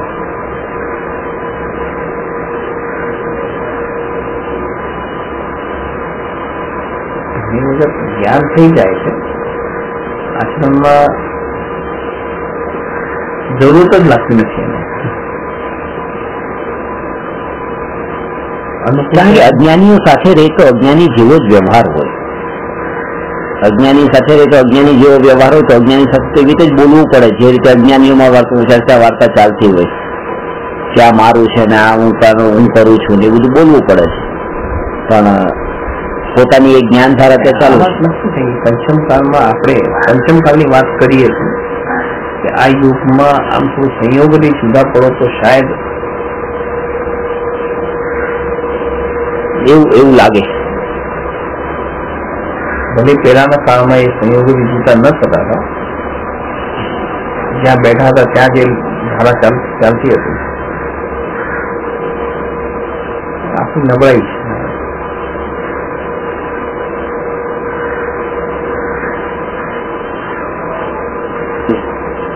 ખાસ કરીને તમારું એ ફિલ્ડ કે જે ફિલ્ડમાં તમે નાનપણથી તમે બધું વિતાવ્યું હોય ને એ જગ્યા આપણે જો તમે જો તીર્થંકરોના જન્મસ્થાન અલગ છે ને મોક્ષના સ્થાન અલગ છે. કર્મભૂમિ અલગ છે, ધર્મભૂમિ અલગ. ત્યારે પાછા વિકલ્પ વિકલ્પ વિકલ્પ વિકલ્પ એ જ એની વિશેષ આસક્તિ. હજી કેટલી વસ્તુ એવી છે તમારા ઘરમાં કે માનો કે દાદાજીના ટાઈમની હશે ને તમારે ત્યારે કોઈ કામમાં ન આવતી પણ તમારે એને કાઢવી તમે કાઢશો નહીં કે જવા દો ભલે પડી છે, કઈ કામમાં નથી આવી કોઈ ભલે યાદગીરી છે. આ ખેંચી લાગે છે. પણ તમે એ ઘરથી એ ઘરમાં જે વસ્તુ પડી એનાથી દૂર જતા રહો તો પછી તમે થોડા દિવસો પછી એ વસ્તુના વિકલ્પે નથી ઉઠતા. પણ વિકલ્પ નથી ઉઠતા પણ એનો અર્થ એમ નથી કે વૃત્તિ ટળી ગઈ છે. સંયોગમાં જશો એટલે વિકલ્પ થશે, વૃત્તિમાંથી નતું ગયું. લોંગ ટાઈમ સંયોગોથી દૂર રહીએ તો વૃત્તિમાંથી દૂર ના થાય. બીજું કોઈ વસ્તુ ન થાય. એના કારણે ખાલી એના પુણ્ય એવા બંધાઈ જાય કે જેના કારણે પાછો એ દેવમાં જાય પાછો ત્યાં પાછો જોડાઈ જાય. કારણ કે વૃત્તિ જે અંદર પડી હતી ને ખાલી નિમિત્તો એવા નતા મળતા, કોઈ નિમિત્તો પાછા મળી ગયા તો પાછો જોડાઈ ગયો. એટલે કે અહીંયાની વૃત્તિ જે છે ને એટલે એને ત્યાં પણ એવા વિચાર આવવાના જ છે. વૃત્તિ તો એની એ જ લઈને જાય છે.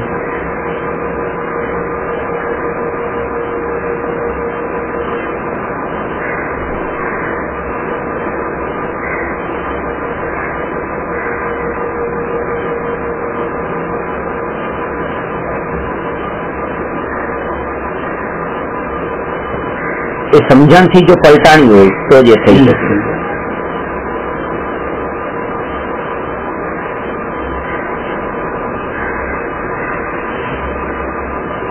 દ્રવ્યલિંગી મુનિ તો કેટલા વર્ષો સુધી એવી છૂટા રહે છે પણ કઈ જરૂરી નથી કે મિથ્યાત્વ ટળી જાય. પણ એક ચાન્સ ઘણો હતો એ સમયે, કારણ કે ઘણા બધા વિકલ્પો નિવૃત્ત થવાનો ચાન્સ ઘણો હતો. ત્યાં એ લોકોને એવો સંયોગો પણ હતા. એની દશા જે હોય એ સંયોગોથી જુદા પડીને જંગલમાં વનમાં ગયા, જ્ઞાતા દ્રષ્ટા તો રહી નથી પણ આમ સંયોગોથી જુદા કશાય પાછળ પડી ગયા. એના સિવાય પણ ઘણી વખત એવું થતું જ હોય કે મોક્ષ માર્ગ તો એટલે આ વસ્તુ ટળતી નથી, કારણ કે પ્રતિતિમાં તો સમ્યક દર્શન હજી આવ્યું નથી. એ જે જીવ છે એ કાલ ધર્મ પામે ત્યારે એ મોક્ષમાં જાય. મોક્ષમાં કેવી જાય? કાળ ધર્મ અને મોક્ષ જાય કેવી વાત? અરિહંત ન થાય તો મોક્ષ કેવી રીતે થાય? સોરી મોક્ષ સ્વર્ગમાં જાય. હા, સ્વર્ગમાં જાય. દ્રવ્યલિંગી સ્વર્ગમાં જાય. સ્વર્ગમાં જાય. હા, દ્રવ્યલિંગી સાધુ 9 દ્રવ્ય સુધી જાય. નહીં એની નિયમથી જરૂર નથી. જરૂર નથી ને? જરૂર નથી પણ એવું ઊંચા પ્રકારનું પુણ્ય ચાન્સ ઘણા છે. આ અઘોરી પણ જાય ને 9 દિવસ. અઘોરી જે અઘોર સાધના કરતા હોય ને એ પણ 9 દિવસ સુધી તો જાય છે. પછી જાય છે પણ ત્યાં એનો સાધના પાસે આવે આવા સંયોગ ના એટલે તો એ પાછા ત્યાંથી આગળ જતા પછી એ 30 માં જાય. આમાં 30 માં આમાં વનસ્પતિ ગામે પાછા આવી જાય છે. ત્યાંથી સીધા પ્રેમિકમાં જઈને પણ હા 9 દિવસ સુધી તો જાય છે. પુણ્ય સુધી જાય. પુણ્ય 9 દિવસ સુધી લઈ જાય. એ જ છે કે ત્યાં બધું હોય પણ એ બધાની સાથે અહીંયા આપણને જેમ કે બધું મળ્યું છે પણ તમારી વૃત્તિ એવી હોય તો તમને ભોગોમાં લાગો, વૃત્તિ એવી હોય તમે ધર્મમાં લાગો, તમારા ઉપર છે ને. એ પછી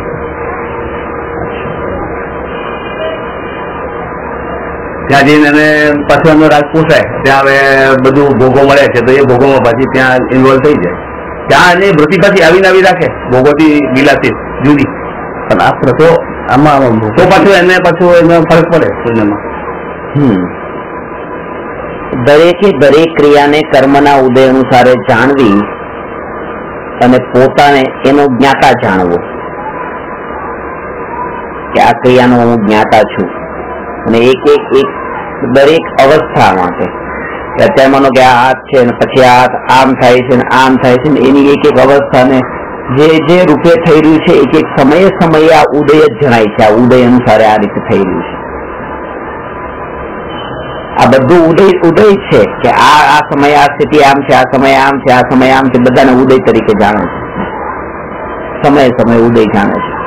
અને આ ઉદય જાણે છે નિરંતર એટલા માટે કોઈ એવી મોટી ઘટના ઘટી જાય તો એના પણ જ્ઞાતા રહી જાય, પછી મોટી નથી લાગતી. કારણ કે જાગૃતિ નિરંતર ચાલુ હતી ને પહેલાથી, એટલે ઘટના ઘટે ત્યારે તમે નહીં કરી શકો. ધારા ચાલતી હોય એમાં ઘટના ઘટી જાય તો એકવાર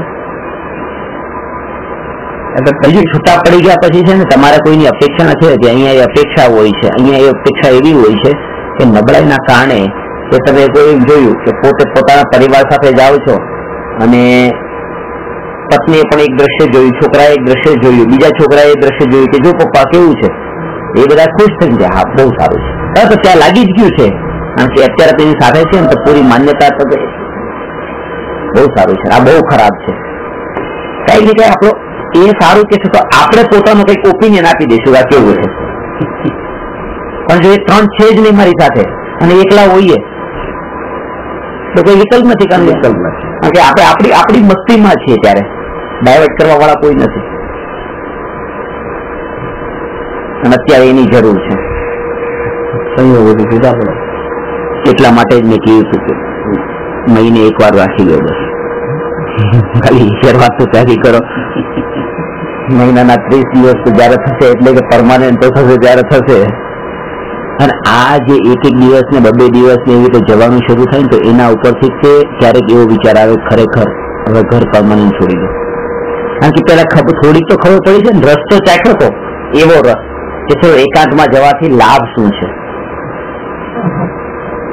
10-20 વાર જઈશું તો એનું પકડમાં આવશે. પેલા 1-2 વાર 2-4 દિવસમાં તો પકડ પણ નહીં આવતી.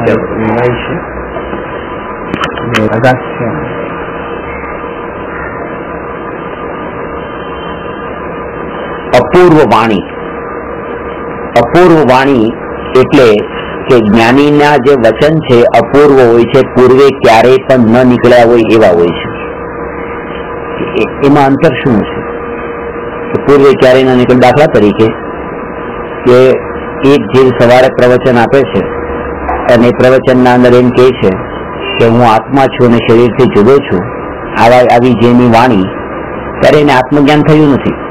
બપોરે 12 વાગે આત્મજ્ઞાન થયું અને સાંજે જે પ્રવચન આપ્યું કે હું આત્મા છું શરીરથી જુદો છું, તો એ સાંજે જે વાણી નીકળી એ વાણીનું નામ અપૂર્વ વાણી. સવારની વાણી અપૂર્વ વાણી નહીં. એ વાત તો એની એક છે, એની એ જ વાત છે, કોઈ શબ્દમાં કોઈ ફરક નહીં. તો એ પૂર્વ નહીં કીધી સવારની, સાંજની અપૂર્વ કીધી. એનું એક જ કારણ છે, બહુ માર્મિક છે, કે સાંજે જે વાણી નીકળી છે એ વાણી કર્તૃત્વ ભાવ છૂટી ગયો છે એવી નીકળી છે. સવારે હતું કે હું આ પ્રવચન આપું છું, સાંજે આ હું બોલનારો નથી, હું એનો જાણનારો છું, આ વાણી નીકળી રહી છે. એ વાણીનું નામ અપૂર્વ વાણી, કે જે વાણીમાં આત્માનું કર્તાપણું તો ન હોય અને ઉદય અનુસાર નીકળતી હોય, એ વાણી અપૂર્વ વાણી. સમ્યક દર્શન પછીની વાણી અપૂર્વ વાણી હોય છે ત્યારે, કારણ કે સમ્યક દર્શન પછી જ કર્તૃત્વ બુદ્ધિ કરે છે. આમ આત્મા નિશબ્દી છે, આત્મા નિશબ્દ. તો આમ આપણે જેમ બોલીએ છીએ પૂતગલની પર્યાય છે, પૂતગલની પર્યાય છે. આ અપૂર્વ નહીં કહેવાય? કેમ કહેવાય અપૂર્વ? કે આ પણ આપણે ભલે માનતા હોય, માનીએ છીએ એટલે જ અપૂર્વ નથી. ઓકે, હવે પેલું માન્યતામાંથી નીકળી ગયું એટલે અપૂર્વ છે. પણ આમ ઘણી વખત આપણે પ્રવચન આપતા હોય ને આમ બહુ સરસ વર્ડ નીકળતા હોય, તો એમ લાગે કે હું જ આપું છું. નહીં, પણ એ ખબર નથી પડતી. પણ જયારે આપણી ભાષા જ આપણે સાંભળતા હોય, આપણું લેક્ચર ફરીથી કોઈ દિવસ આપણે સાંભળતા હોય ત્યારે લાગે કે એમ કીધું છે. પણ એનો અર્થ એમ નથી, એ વખતે એવો કસાય પાતળો પડી ગયો હોય કે એના ઉપર એનું લક્ષ્ય ન જતું હોય, પણ અંદરની પ્રતીતિ એ સમયે પણ એવું હોય કે હું આપી રહ્યો છું. હા, અને આટલું સરસ કહે કે બસ બંધ થાવ, મને સાંભળવું. તો મને બોલાવું શું કામ? તો લાગી જાય છે કે આનો બોલનારો હું હતો, મને રોક્યો કેમ? એમ નથી કે હવે ભાષાની યોગ્યતા આટલી જ હતી, જવા દો. એ તો અંદર છૂપું પડ્યું છે ત્યારે આ બધી એના જેવી વાત છે કે તમે એર કન્ડિશનમાં બેઠા છો અને તમને ખબર નથી પડતી કે આનંદ લો છો, અને બહાર નીકળ્યા પછી ખબર પડી કે ગરમી થઈ ત્યારે કે ખરેખર અંદર આનંદ લેતા હતા. આ એના જેવું છે. બોલતા હોય ત્યારે ખબર નથી પડતી, પણ કોઈ રોકી દે, કોઈ એના ઉપર કઈ શબ્દ ટીકા ટિપ્પણી કરે ત્યારે ખબર પડે આનો બોલનારો જો હું છું, એટલે મને અસર થઈ છે. કાંજી સ્વામીને પૂછતા ને ભાઈ કે આ તમે કરતા નથી, તમે સંભળાવતા નથી બધું લેક્ચર, તો કોના માટે? જે થવાનું થાય છે ક્રમબદ્ધ ફરિયાદી વિકલ્પો નહીં કરતા નથી. ક્રમબદ્ધ ફરિયાદ તમે કહો છો તો પછી એ કહે કે ભાઈ કે આનો પણ કરતા નથી હું, પેલા બંધ થાય એનો પણ હું કરતા નથી, થવાનું જે થાય છે હું પણ કરતા છું. જે લેક્ચર તમે કોઈ નથી આપવું પણ મારે કરતા પણ છે જ, જે થાય છે. તમે કેમ કહો છો કે નથી આપવું એવું કેમ કહો?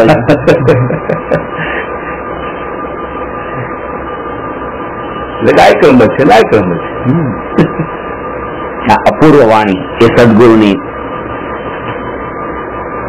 અને પરમ શ્રુત. પરમ શ્રુત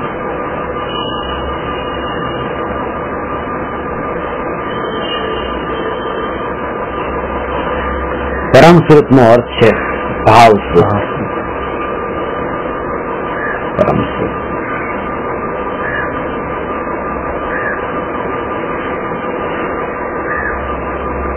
સમ્યક દ્રષ્ટિને જ ભાવ શ્રુત જ્ઞાન હોય છે. એટલે કે શ્રુત જ્ઞાનની પર્યાયમાં આત્માની અનુભૂતિ કરેલી હોય એ ભાવ શ્રુત, એનું નામ પરમ શ્રુત.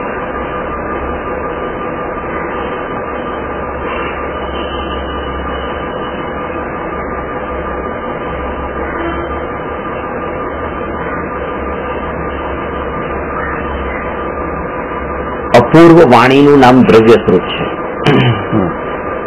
અને પરમ શ્રુતનું નામ ભાવ શ્રુત. આ જ્ઞાન સદગુરુના આ લક્ષણો છે અને આ લક્ષણોથી સદગુરુની ઓળખાણ થાય છે. પરમ શ્રુત તો આપણે ઓળખાણમાં આપણે પકડમાં નહીં આવે.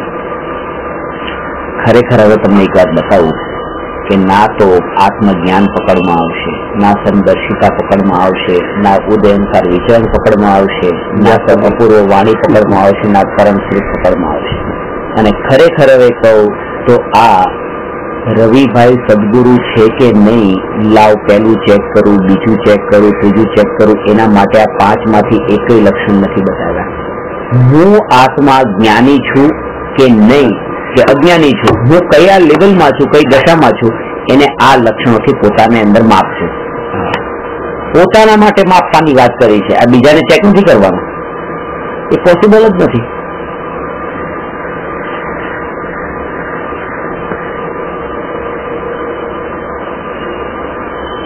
બીજાને તો કેવી રીતે ચેક કરી શકીએ?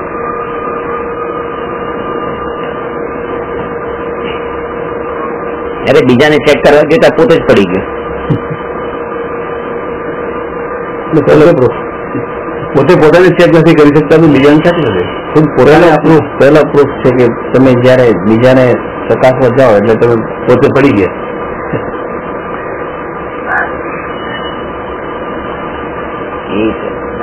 જ્ઞાની પણ એટલા લેવલે તો નીચે પડે છે કે રાગ થયો ને ત્યારે પોતાની સ્થિરતા તો ન રહી ને એ સમયે કે જીવને લાવ સમજાવે.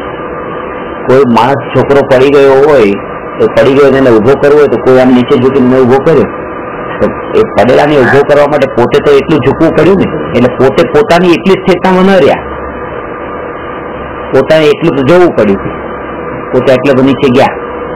ભલે સારા કામ માટે ગયા છે, પોતાનું તો ઘણું બધું ગમાઈ દીધું એમાં.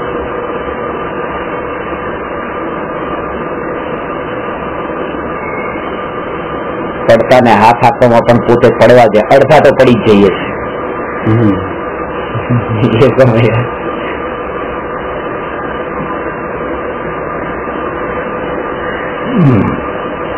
હવે છે આગળ પ્રશ્ન નંબર 197. મતિ જ્ઞાન પરાધીન છે તથા શ્રુત જ્ઞાન સ્વાધીન છે, શું આ કથન સત્ય છે?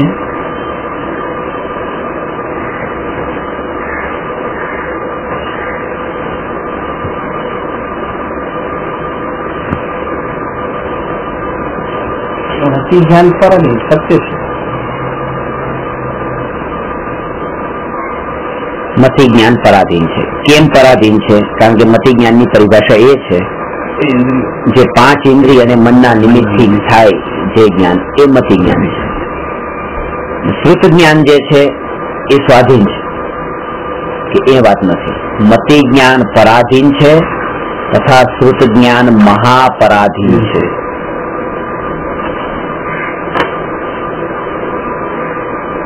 પાંચ ઇન્દ્રિય અને મનના નિમિત્તથી થતું જ્ઞાન એ મતિ જ્ઞાન, અને મતિ જ્ઞાનથી જાણેલા પદાર્થના સંબંધમાં જે વિશેષ જ્ઞાન થાય છે એનું નામ શ્રુત જ્ઞાન છે. એટલે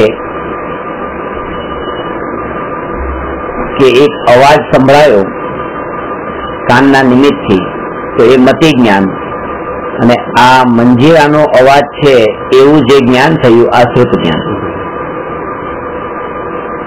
તો જે શ્રુત જ્ઞાન જે છે, મતિ જ્ઞાન તો પરાધીન છે, કારણ કે સંભળાયું જે છે સંભળાવાનું, જ્યાં ધ્વનિ, ખાલી ધ્વનિનું જ્ઞાન એ તો મતિ જ્ઞાન છે. એ જયારે સંભળાય છે ત્યારે તો કાનના નિમિત્તની જરૂર પડે છે.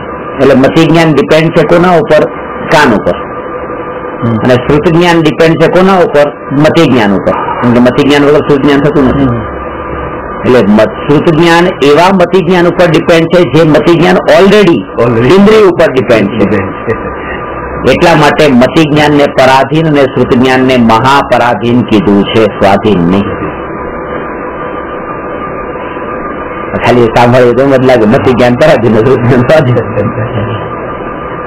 તો અહીંયા આપણે જે છેલ્લું છે, હા, અહીંયા જે વાત છે આ પર પદાર્થને જાણવા વાળા મતિ જ્ઞાન ને શ્રુત જ્ઞાન જે છે. અહીંયા જે પરમ શ્રુત એટલે અંતરને જાણવાની વાત છે. અજ્ઞાનીની છે. અજ્ઞાનીની પણ હોય. જ્ઞાની પણ જયારે પરને જાણે ત્યારે કાનથી જ જાણે છે ને, પરને જાણવા માટેની વાત છે. ત્યારે પણ જ્ઞાનીનું જ્ઞાન એ પરાધીન જ છે. જ્ઞાનીને પણ જયારે શ્રુત જ્ઞાન થાય છે ત્યારે પણ એવી પ્રોસેસ સેમ જ છે ભૂતગલોને જાણવા માટે. આ જે વાત હતી પરમ શ્રુત, એ અંતરને જાણવાની વાત હતી, પોતાના આત્માને. અને એમાં તો 5 ઇન્દ્રિયને મનનું નિમિત્ત છે જ નહીં.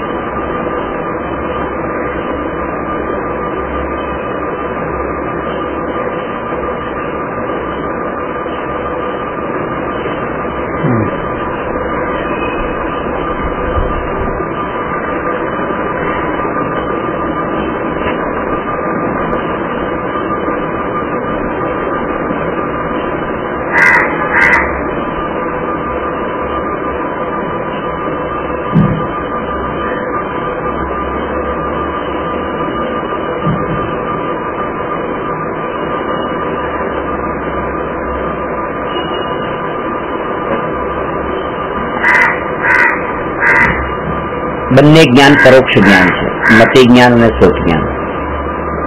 કારણ કે ઇન્દ્રિય અને મનના નિમિત્તથી થનારા જ્ઞાન છે. શ્રુત જ્ઞાનમાં એ રીતે 2 પ્રકાર છે, એક અક્ષરાત્મક શ્રુત જ્ઞાન ને એક અનક્ષરાત્મક શ્રુત જ્ઞાન. અક્ષરને વાંચીને જે જ્ઞાન થાય છે એ અક્ષરાત્મક શ્રુત જ્ઞાન છે, અને અક્ષર વાંચ્યા વિના જે જ્ઞાન થયું તો એ અનક્ષરાત્મક શ્રુત જ્ઞાન છે, સાક્ષાત વસ્તુથી. પ્રશ્ન નંબર 198 છે, મહત્વનો પ્રશ્ન છે તમારા જેવા જીવો માટે. ભેદ જ્ઞાનની પ્રક્રિયા સમજાવો.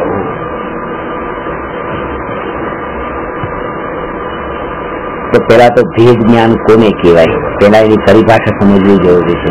ભેદ જ્ઞાનની પ્રક્રિયા સમજ્યા પેલા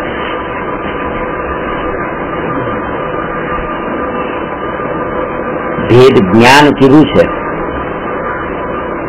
ભેદ જ્ઞાન એટલે કે ભેદરૂપ વસ્તુને ભેદ રૂપે જાણવી, એનું નામ ભેદ જ્ઞાન છે. કરવાનું કઈ નથી આમાં. ભિન્ન વસ્તુને ભેદ રૂપે તે વસ્તુ ભેદ રૂપે છે, જુદી છે, જુદાને જુદું જાણવું એનું નામ ભેદ જ્ઞાન છે.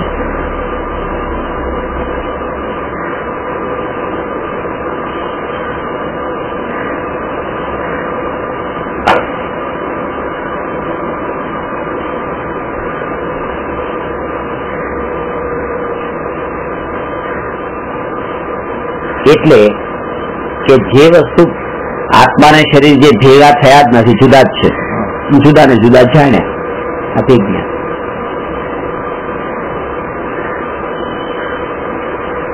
ભેદ જ્ઞાન બે પ્રકારના હોય છે.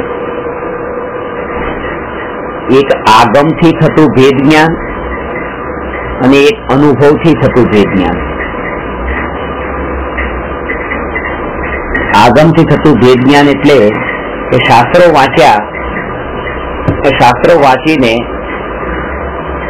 જીવ, પૂતગલ, ધર્મ, અધર્મ, આકાશકાળ, છ દ્રવ્ય, સાત તત્વ, દ્રવ્ય ગુણ, પર્યાય આ સ્વરૂપ સમજ્યા અને દરેક દ્રવ્યની, ગુણની ને પર્યાયની સ્વતંત્રતા જાણી અને હવે જ્યારે જ્યારે એને કોઈ ઘટના અસર કરે છે ત્યારે ત્યારે એનાથી ભેદ જ્ઞાનનો અભ્યાસ કરે છે. આ આગમથી થતું ભેદ જ્ઞાન કહેવાય, જે મિથ્યા દ્રષ્ટિને હોય છે. અને અનુભવથી થતું જે ભેદ જ્ઞાન એ સમ્યક દ્રષ્ટિને હોય છે, જેના માટે વિચાર કરવાની જરૂર પડતી નથી. આગમથી થતા ભેદ જ્ઞાનમાં વિચારની જરૂર પડે છે. બુદ્ધિપૂર્વક, બુદ્ધિ આમાં બુદ્ધિપૂર્વક આ સહજ હોય છે. ને એ ભેદ જ્ઞાનના બળ ઉપર જ તે વિકલ્પોથી નિવૃત્ત થતા જાય છે, જેમ જેમ આગળ જાય છે તેમ તેમ. સમ્યક દર્શન એક અંતર્મુખમાં થાય, એક સમયમાં થાય. એક સમયમાં ને એટલે જ થાય છે તાત્કાલિક એનાથી ભેદ જ્ઞાનના બળ ઉપર જાણી લીધું ને, લક્ષણથી જાણી લીધું કે આપણને આમ, અને એક સમયમાં થયું. સમયસારમાં, નાટક સમયસારમાં પંડિત બનારસદાસજીએ લખ્યું છે. સમયસારનો શ્લોક છે કળશ, એનું અનુવાદ છે. जैसे कोहू जन गयो धोबी के सदन तीन पहिर्यो परायो वस्त्र मेरो मानी રહ્યો है.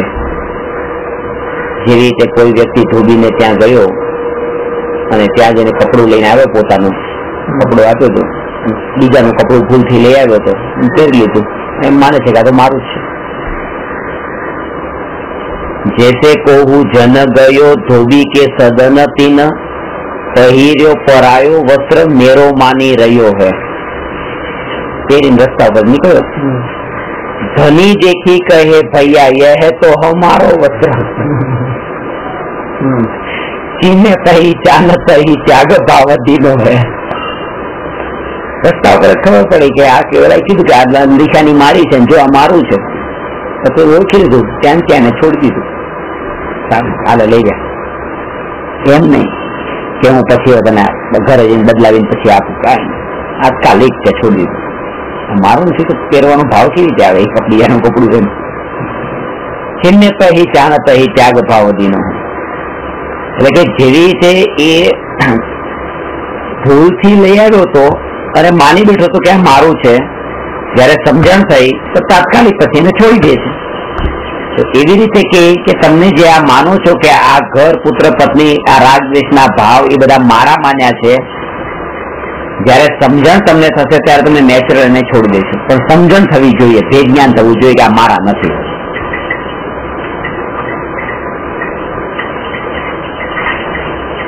એમાં ચાદરનું એક્ઝામ્પલ આપ્યું છે. તાત્કાલિક છોડાવવાની છે ને, એટલે લેંગો બેંગો તકલીફ થઈ જાય પછી, એટલે આમ કે તાત્કાલિક એમ કે છોડી દે છે. ચાદર હતી, એની ચાદર તાત્કાલિક આ મારી નથી તેમ કે ઉતારી દે છે.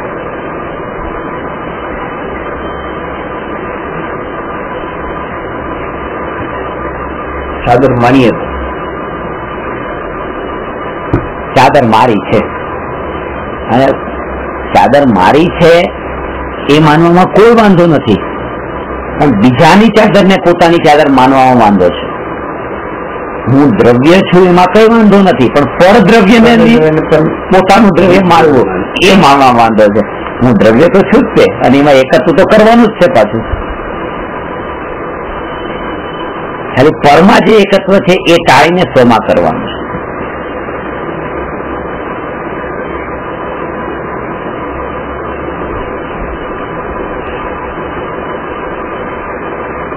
હવે ભેદ જ્ઞાન એવી રીતે કે પોતાની ગાડી અને બીજાની ગાડી એ બે પારકી એવું વારંવાર ચિંતન કરો. પોતાનું ઘર અને બીજાનું ઘર એ પણ બે પર એવું ચિંતન કરો. પોતાની પત્નીને પારકી સ્ત્રી એ પણ પર બે એવું ચિંતન કરો.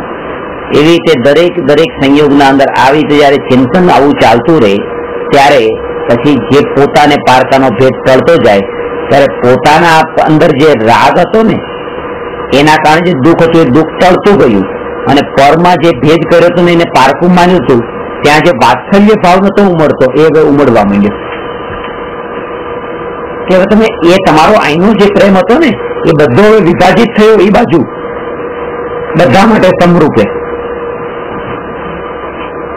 એટલે દરેક વસ્તુ સારી લાગે છે, આમ દુઃખરૂપ નહીં લાગે. દરેક જીવ પ્રત્યે વાત્સલ્યનો ભાવ છે. વાત્સલ્ય એ તો ભાવ છે ને, ભાવ તો રહેવાનો જ છે. મહેલોમાં જે રાગ હતો, રાણીઓમાં જે રાગ હતો, હવે એ રાગ જગતના બધા જીવો પ્રત્યે વિભાજિત છે. બધા જીવો પ્રત્યેનો રાગ થઈ ગયો. એટલે કોઈ એમ કે પત્નીને છોડીને પત્નીનો રાગ છોડી દેવો તો કેટલા કઠોર થઈ ગયા. એ કઠોરતા નથી, એ હવે આટલા ઉદાર થઈ ગયા છે કે હવે બધામાં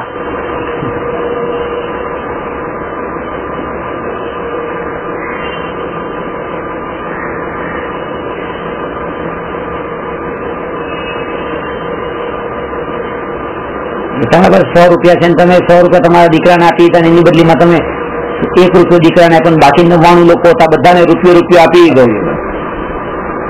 આમાં જેને એમ લાગે સ્વાર્થ દ્રષ્ટિથી જોઈએ એમ લાગે કે દીકરા માટે કેટલા કઠોર થઈ ગયા.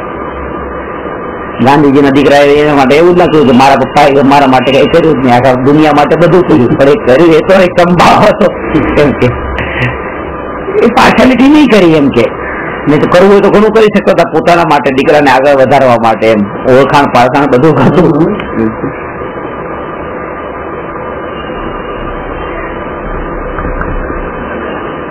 સમદ્રષ્ટિ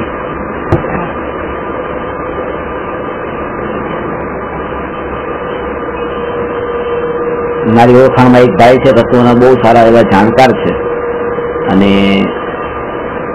એના દીકરાને એવી રીતે નોકરી માટે એક જગ્યાએ ગયો, જ્યાં ગયો ત્યાં ભાઈની ઓળખાણ હતી અને એનો કંઈક પેલા કંઈક પગાર જે છે એ જગ્યા ઉપર કોઈને 8,000 નો પગાર આપતા હતા અને આ ભાઈનો છોકરો છે એટલા માટે 12,000 નો પગાર નથી કર્યો. આ ભાઈને ખબર પડી કે મારા આને આવું કર્યું છે, ના પાડી નહીં કે એને 8,000 જ આપજો, તમે નહીં જોઈએ, ઓળખાણ નથી વાપર્યું, નામ નથી બતાવ્યું. એ અજાણ્યું જ છે માનીને તમે એની સાથે બધી ટ્રીટમેન્ટ તમે એને જે કરવાનું હોય વાતચીત બધું એવી જ કરજો, મારું કઈ નથી.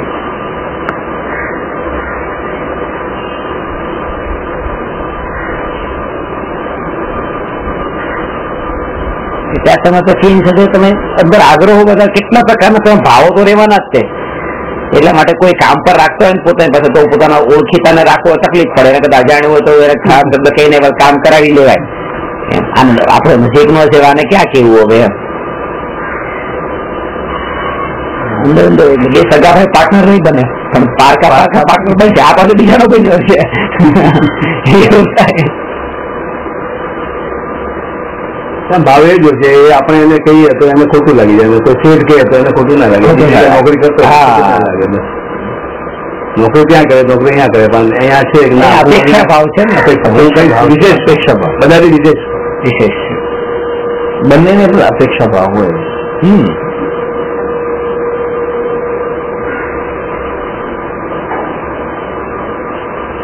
કે પાર્કો ચલો કલાક વધારે કામ ન કરે કઈ તમે ઘરમાં છો તમે તો કલાક વધારે કામ કરી દો એમ બધાને એના અપેક્ષા હોય કે પેલો ઘડિયાળ જોઈને નીકળી ગયો પણ તમે તો થોડુંક જોયું કે ચલો અડધો કલાકનું કામ છે કરીને જઈએ એમ. તું પણ નોકરી જો નથી ભાવ તો એને એવો આવી જ જાય છે ને, બંને ના આવે. અપેક્ષા ભેદ જ્ઞાનમાં અનંત પૂતગલ પરમાણુ અને એક આત્મા ટોટમલજી આના માટે શબ્દ વાપર્યો છે, અનંત પૂતગલ પરમાણુ. આ શરીર જે છે અનંત પૂતગલ પરમાણુઓનું એક પિંડ બંધાન રૂપ છે, જસ્ટ કલેક્શન.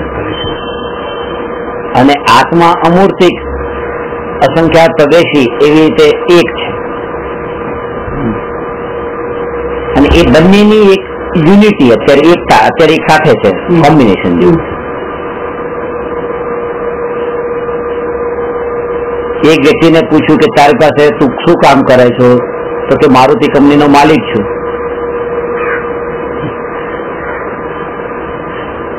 એક શેર છે મારુતિ કંપની એની પાસે. કંપની એક શેર તો બહાર પડ્યા, લાખ શેર બહાર પડ્યા, એમાંથી એક એને ખરીદ્યો 99,999 તો પાર્ટનર છે. એકના કારણથી આખી કંપનીનો માલિક પોતાને માને છે. એનો એ માલિક છે એક ભાગનો, પણ બાકી બધાનો માલિક એ નથી. અને એના કારણે આખી કંપનીનો માલિક પોતાને માનવું હોય કેટલી મોટી અજ્ઞાનતા છે. તો અહીંયા પણ એવી રીતે છે કે અનંત તો પરમાણુ છે અને એક આત્મા. હા, મારો ભાગ કેટલો છે? એક માલિક મારી બેટા. આખા બધાનો માલિક કંપની આખી છે એનો માલિક હું છું એમ માનું. જયારે ચેક લઈને શેર લઈને જાય ત્યારે ગુસવાઈ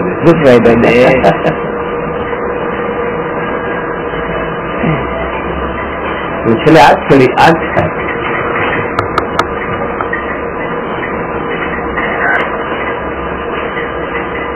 ભેદ જ્ઞાન એવી રીતે આ શરીરથી કરવું. શરીર કરતા કૂતરો પણ વફાદાર છે. એક ટાઈમની રોટલી નાખીએ તો જિંદગીભરનો ગુલામ થઈ જાય. આ શરીરને જિંદગીભરની રોટલી નાખી તો એક ટાઈમે ગુલામ નથી. કોઈ બીમાર પડે છે, ઈચ્છાથી વિરુદ્ધ કામ કરે છે, ત્યાં ખબર પડે કે આ કૂતરા જેટલી વફાદાર નથી.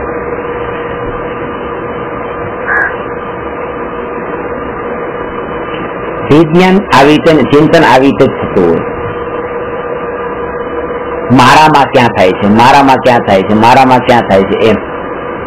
દરેક સમયે એ વિચાર કરે મને શું, તેથી મને શું, તેથી મને શું, તેથી મને શું. એક્સિડન્ટ થયો, મને શું. આટલા લોકો મરી ગયા સુનામીમાં, મને શું. પ્રલય થવાનું છે, મને શું. એમ કઈ કરીને પોતાના ભાઈ બહેન સગાવાલા સંબંધ એનું મરણ થઈ ગયું, મને શું. ધરતીકંપમાં ઘર પડી ગયું, મને શું. એવું ચિંતન વારંવાર પોતે અંતરમાં કરતા હોય અને એ ચિંતનમાં જેની પ્રતિતિ દ્રઢ થતી જતી હોય. આ થતું કઈ ન હોય, પાછું પ્રલય થતો નથી, કોઈ મરતું નથી. બધા વિચારોના અંદર જે થાય છે અને એના ઉપર તે ભેદ જ્ઞાન કરી લે છે.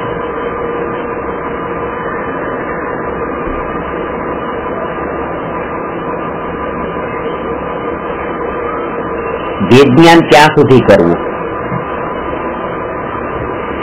તો એમાં બે વાત બતાવી છે. એક તો આત્મા પરથી છૂટો પડીને સ્વમાં વસે નહીં ત્યાં સુધી, અને એક કે જ્યાં સુધી કેવળ જ્ઞાન ન થાય ત્યાં સુધી. ત્યાં સુધી ભેદ જ્ઞાન, ત્યાં સુધી ભેદ જ્ઞાન, કેવળ જ્ઞાન ન થાય ત્યાં સુધી ભેદ જ્ઞાન. એટલે આ પ્રોસેસ લાંબી છે. એટલા માટે આપણે ક્ષણિકના બોધની શિબિરમાં આ વાત લીધેલી કે સાધુ એમ કે આ બધું અનિત્ય છે, અનિત્ય છે, અનિત્ય છે. ખબર પડી ગઈ છે કે અનુભવ થઈ ગયો છે, આ અનિત્ય છે, નિત્ય છે, અનુભવ તો કરી લીધો. પછી એમાં વારંવાર ભાવના શું કામ ભાવવાની કે આ મારા નથી, આ મારા નથી, આ મારા નથી એમ. તો એટલા માટે કે જેમ અજ્ઞાની એક વખત લગ્ન થઈ ગયા તો પત્નીને વારંવાર બોલે જ છે તું મારી જ છો, તું મારી જ છો, મારી જ છો, મારી જ છો, મારી જ છો, મારી જ છો. એ રીતે જ્ઞાની એક વખત અનુભવ થઈ ગયો મારું નથી, તેમ છતાંય આ મારું નથી, આ મારું નથી, આ મારું નથી, મારું નથી, મારું નથી. હજી વધારે ચારિત્રમાં દ્રઢતા લાવવા માટે, ચારિત્રમાં દ્રઢતા, શ્રદ્ધામાં દ્રઢતા આવી ગઈ છે. પેલા જે તમે લગ્ન પેલા જે કીધું એ તો એને પોતાની બનાવવા માટે કીધું, અને હવે ભાગી ન જાય એના માટે કહો છો. તો એવી જાત છો ભાઈ તમે સમ્યક વેઠણા થઈ ગયું, પણ હવે છૂટે નીચે ન પડે. એટલે ટકી રહેવા માટે આ ઉપયોગી બને છે કે આ મારું નથી, આ મારું નથી, આ મારું નથી.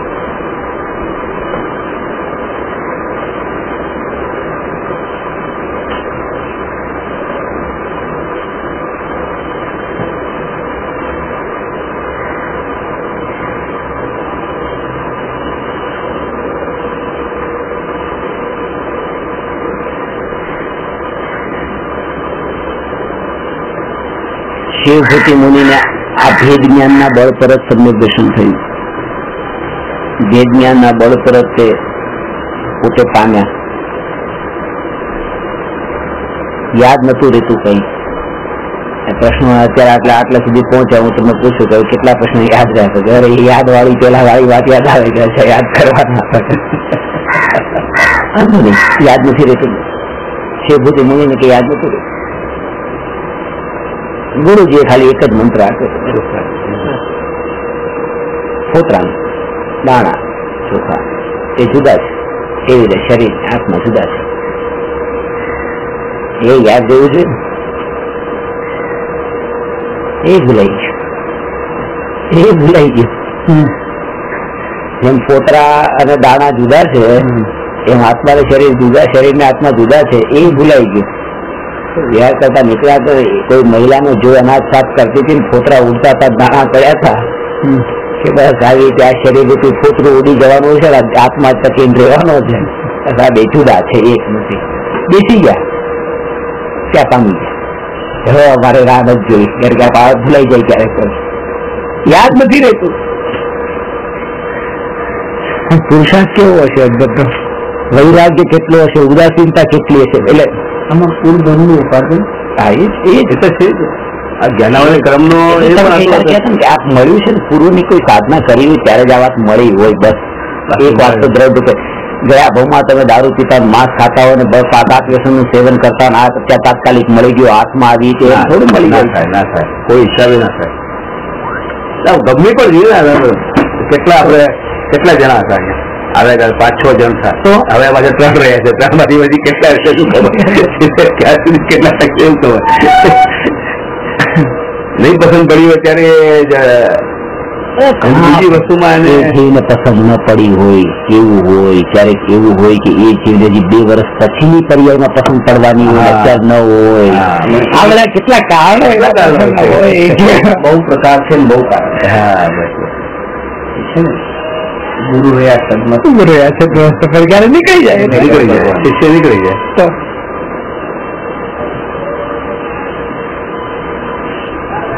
અને આ કાળમાં અત્યારે તો પ્રત્યક્ષ એવું જોવામાં વધારે આવતું હોય. આપણે અત્યારે જોઈએ છે કે કોઈ ગુરુ ને શિષ્ય ને જોઈએ તો ગુરુ કરતા શિષ્યના ભાવ આપણને એમ લાગે કે આના ભાવ તો જો ચડિયાતા ભાવ લાગે, ગુરુ કરતા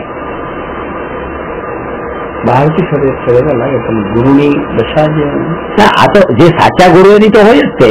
આ તો જે પોતાને ગુરુ બતાવે છે એવી સ્થિતિ વાળાની વાત કરે.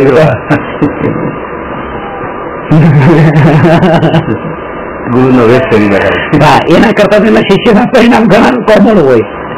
કોમળ એ માનતો હોય કે હું શિષ્ય છું, એનો એટીટ્યુડ પણ અને થાક્યો પણ હોય કે આ બધા માધાર પંચકર્મમાં દુનિયામાં સમાજ સેવામાં મારે પડવું નથી, કઈ કરવું નથી. પેલા વધારે ફસાણા હોય, પેલા તમારા દીકરાને તમારી દીકરીને લાવ લગ્ન હું કરાવી દઈશ ને આમ કરાવી દઈશ ને આમ કરાવી. તો એક વસ્તુ ફેક્ટ છે, હું ઘરમાં સૌથી નાનો છું, મેં જોઈ લીધું. મોટી બેન કહેતી હતી કે 2 છોકરા પરણાવીશ પછી હું મારા નિરાતે બેસીને કમરને સામાયિક પછી કરીશ. વસ્તુ પહેલા જે કરતી હતી એના કરતા ખરાબ હાલત થાય. એવું થાય. આ મોટી બેનની વાત છે. એના પછી નાની બેનની પણ સેમ પોઝિશન છે. એ તો ભલે દીક્ષા લેવા ગઈ હતી પણ એની પણ પોઝિશન હજી આમ દલદલમાં પગ ફસાય છે. તમારા એક બેન લોકો આવેલા હતા, અહીંયા આવ્યા છે. એ નાની બેન, એ 3rd નંબર. એને આ સમજણ પડી ને એટલે કે તરત જ કરવું, હવે જે કરવું હવે જ કરવું. હવે તું આવતીકાલ ઉપર કઈ નહીં નાખો. સાચી વાત છે. આમ આપણે વિચારીએ ને થોડા દિવસ પછી એની નિરાશ થઈને કરીએ, કોઈ દિવસ થતું જ નથી ને ઉલટાનું નવું થશે, નવું ફસતા જ હોય છે. કોઈ વખત એવું લાગે છે કે આપણે જેમ લગ્ન કર્યા હોત ને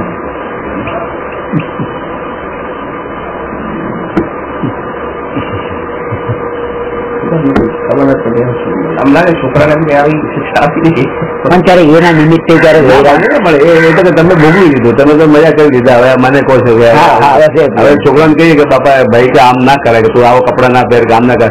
તમે તમારા પપ્પા તમારે ટાઈમ આ નહીં કર્યું, ઘણા લોકો પણ કેમ કે લગ્ન ના કરતા, હું એમ કહું તમે લગ્ન કરી દીધા મન ના પાડો છો એટલે પછી એમ લાગે કે આ જે કે છે તો અનુભવ થી કે છે, અને અનુભવ થી નીકળેલી વાળી તો પછી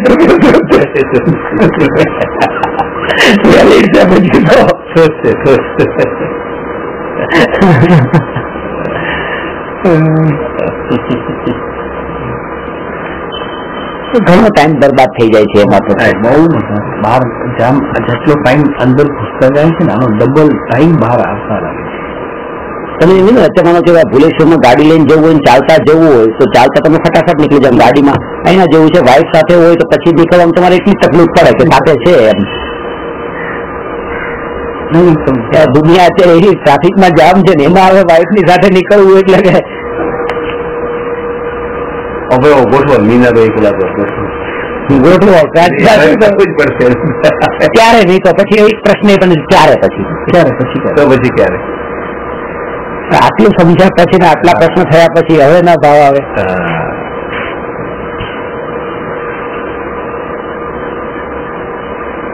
પૂનમ તમને મારે લાગશે, હું કહું મારે લાગશે આ નથી જવું, આપણે આ યોગ નથી બેસ્યો એટલે હવે ઇન્ફોર્મ નથી કરશે. પુરુષાર્થ ક્યાંક તો થોડો જોઈએ નહીં તો વાયદામાં ક્યારેક એક્સિડન્ટ થઈ જશે ને રસ્તામાં, બધા વાયદા નીકળી જશે. કાંઈ નથી ત્યાં જરાય આટલું ચિંતન થતું જ નથી. એવું કરવાનું રાજી છે જ નથી અમને કે આત્મચિંતન એમને તો ઠેકાણા ન હોય સરખા. શુભ ભાવ તો સારા શુભ ભાવ થાય, કયા શુભ ભાવ થાય? શુભ મંદિર દેરાસરમાં ઠીક છે. હવે 5-10 મિનિટ અડધો કલાકમાં તમારે તો બાકી તો આપણે ગપ્પા મસ્તી ને બધું એ જ હોય. પોતાનું આરાધ્ય સ્વાધ્યાય કરાવવાનું થાય, કોઈ કરાવે છે સારું સ્વાધ્યાય, કેવી સ્વાધ્યાય આપણે વાત કહીએ તો સાંભળવા ત્યાં દર્શન માટે ટુકડાની પડી જાય. બાકી તો આ કઈ આ તો જણા બીજી જાતિ ના હોઈએ એવું થાય છે. એમને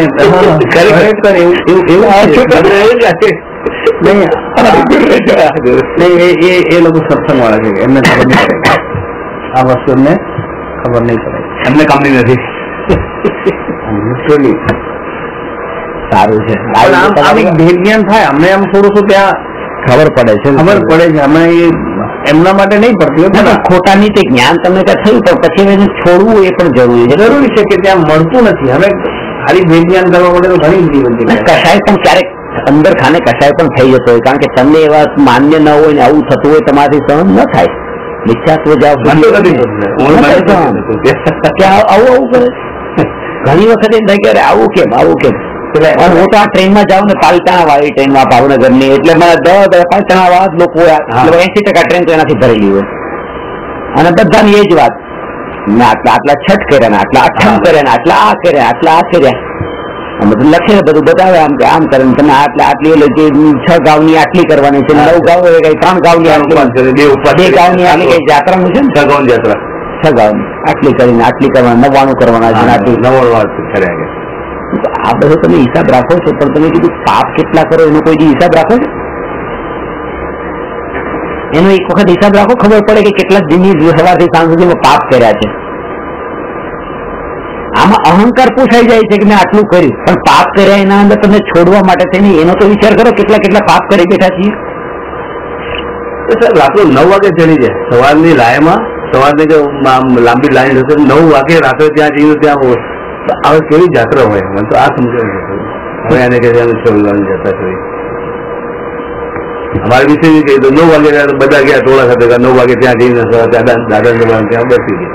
હવે સવારે 3 વાગે ખલ્યો, 3 વાગે પણ કેવી પૂજા ને કેવી, અને એ લોકો એનું જે બોલવાનું છે ને ત્યાં જ મને ગંધમાં એટલી ઠેસો છે. કોના દર્શન? દાદાના દર્શન. દાદા છે ને હવે પરિવાર ઉભો કર્યો, સમજ્યા? ફેમિલી ઉભું કર્યું દાદા. અરે ભગવાન છે ને, ભગવાનને ભગવાન તરીકે રાખો. દાદા ને શું? દાદા શું કે મારી ના દાદા હતા એટલે તમારા દાદા ક્યાંથી આવે દાદા? મને નથી સમજાયું. ભરત ચક્રવર્તી ના પુત્ર હતા, ભરત ચક્રવર્તી ના પુત્ર મારી છે તો મારી ના દાદા હતા, એટલે મારી છે ને દાદા કહેતા. તમારા દાદા થોડા પોતાને મારી માને, હવે માવી માને બહુ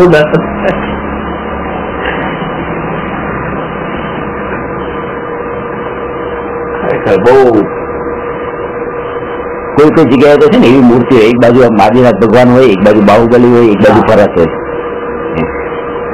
દાદાજી તો કરી રાખે આ તો તમારો ફેમિલી ઉભું કર્યું છે આદિનાથ પરિવાર. જે વિતરાગી પહેલા તીર્થંકર છે, પહેલા તીર્થંકર કેવી રીતે તમે રાખો તમે એ પોતે કોઈ એકબીજાનો કનેક્શન નથી, તમે એમાં કનેક્શન થયું છે જોયું, એ તો કનેક્શન હતું છોડી ગયા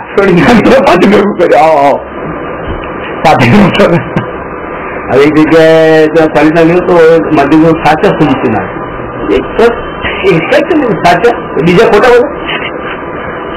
આ લોકો આમ ગર્વથી કહો સાચા સુમતીના દર્શન કર્યા, સાચા સુમતી કેવી રીતે આ દુનિયા.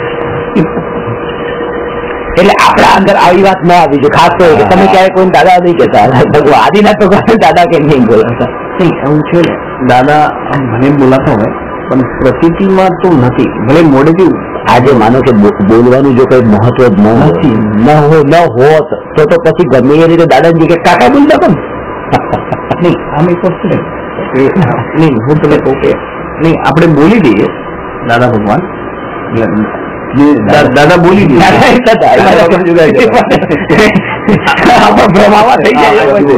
જ કહું છું. દાદા ભગવાન એટલે પાછળ જુદા થઈ ગયા. મને ખબર નથી કે દાદા ભગવાન એટલે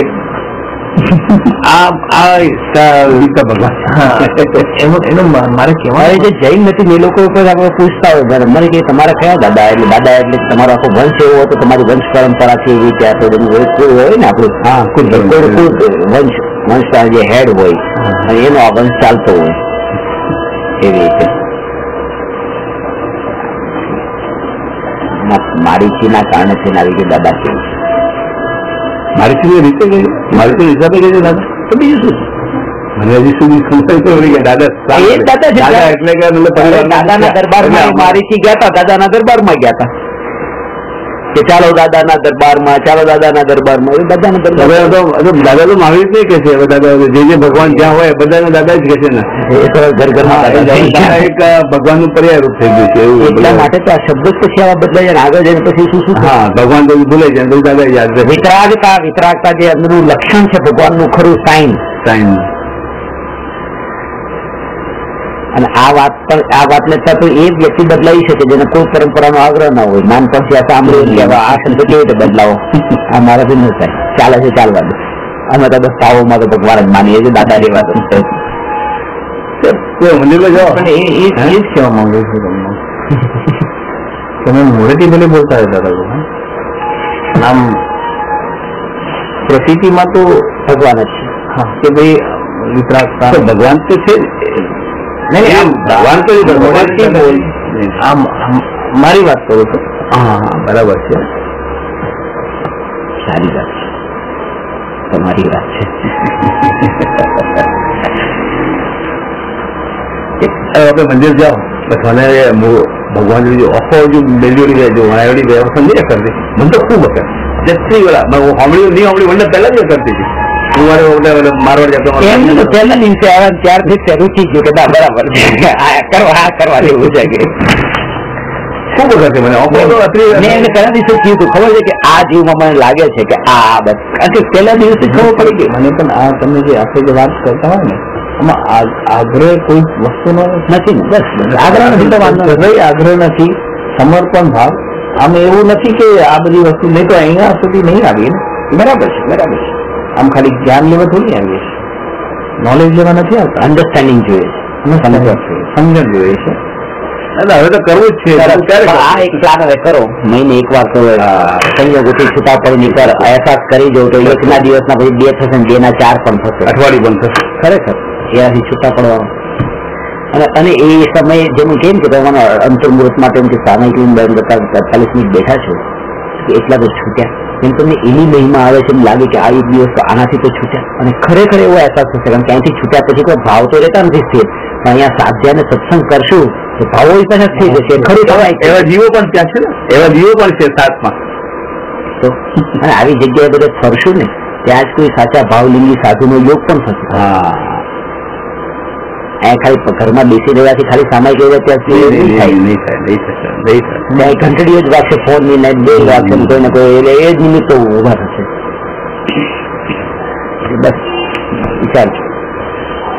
નમો અરહંતાણમ નમો શ્રીકાનમ નમો આયરિયાણમ નમો વજ્રાયાણમ નમો લોય સૌવસાહુ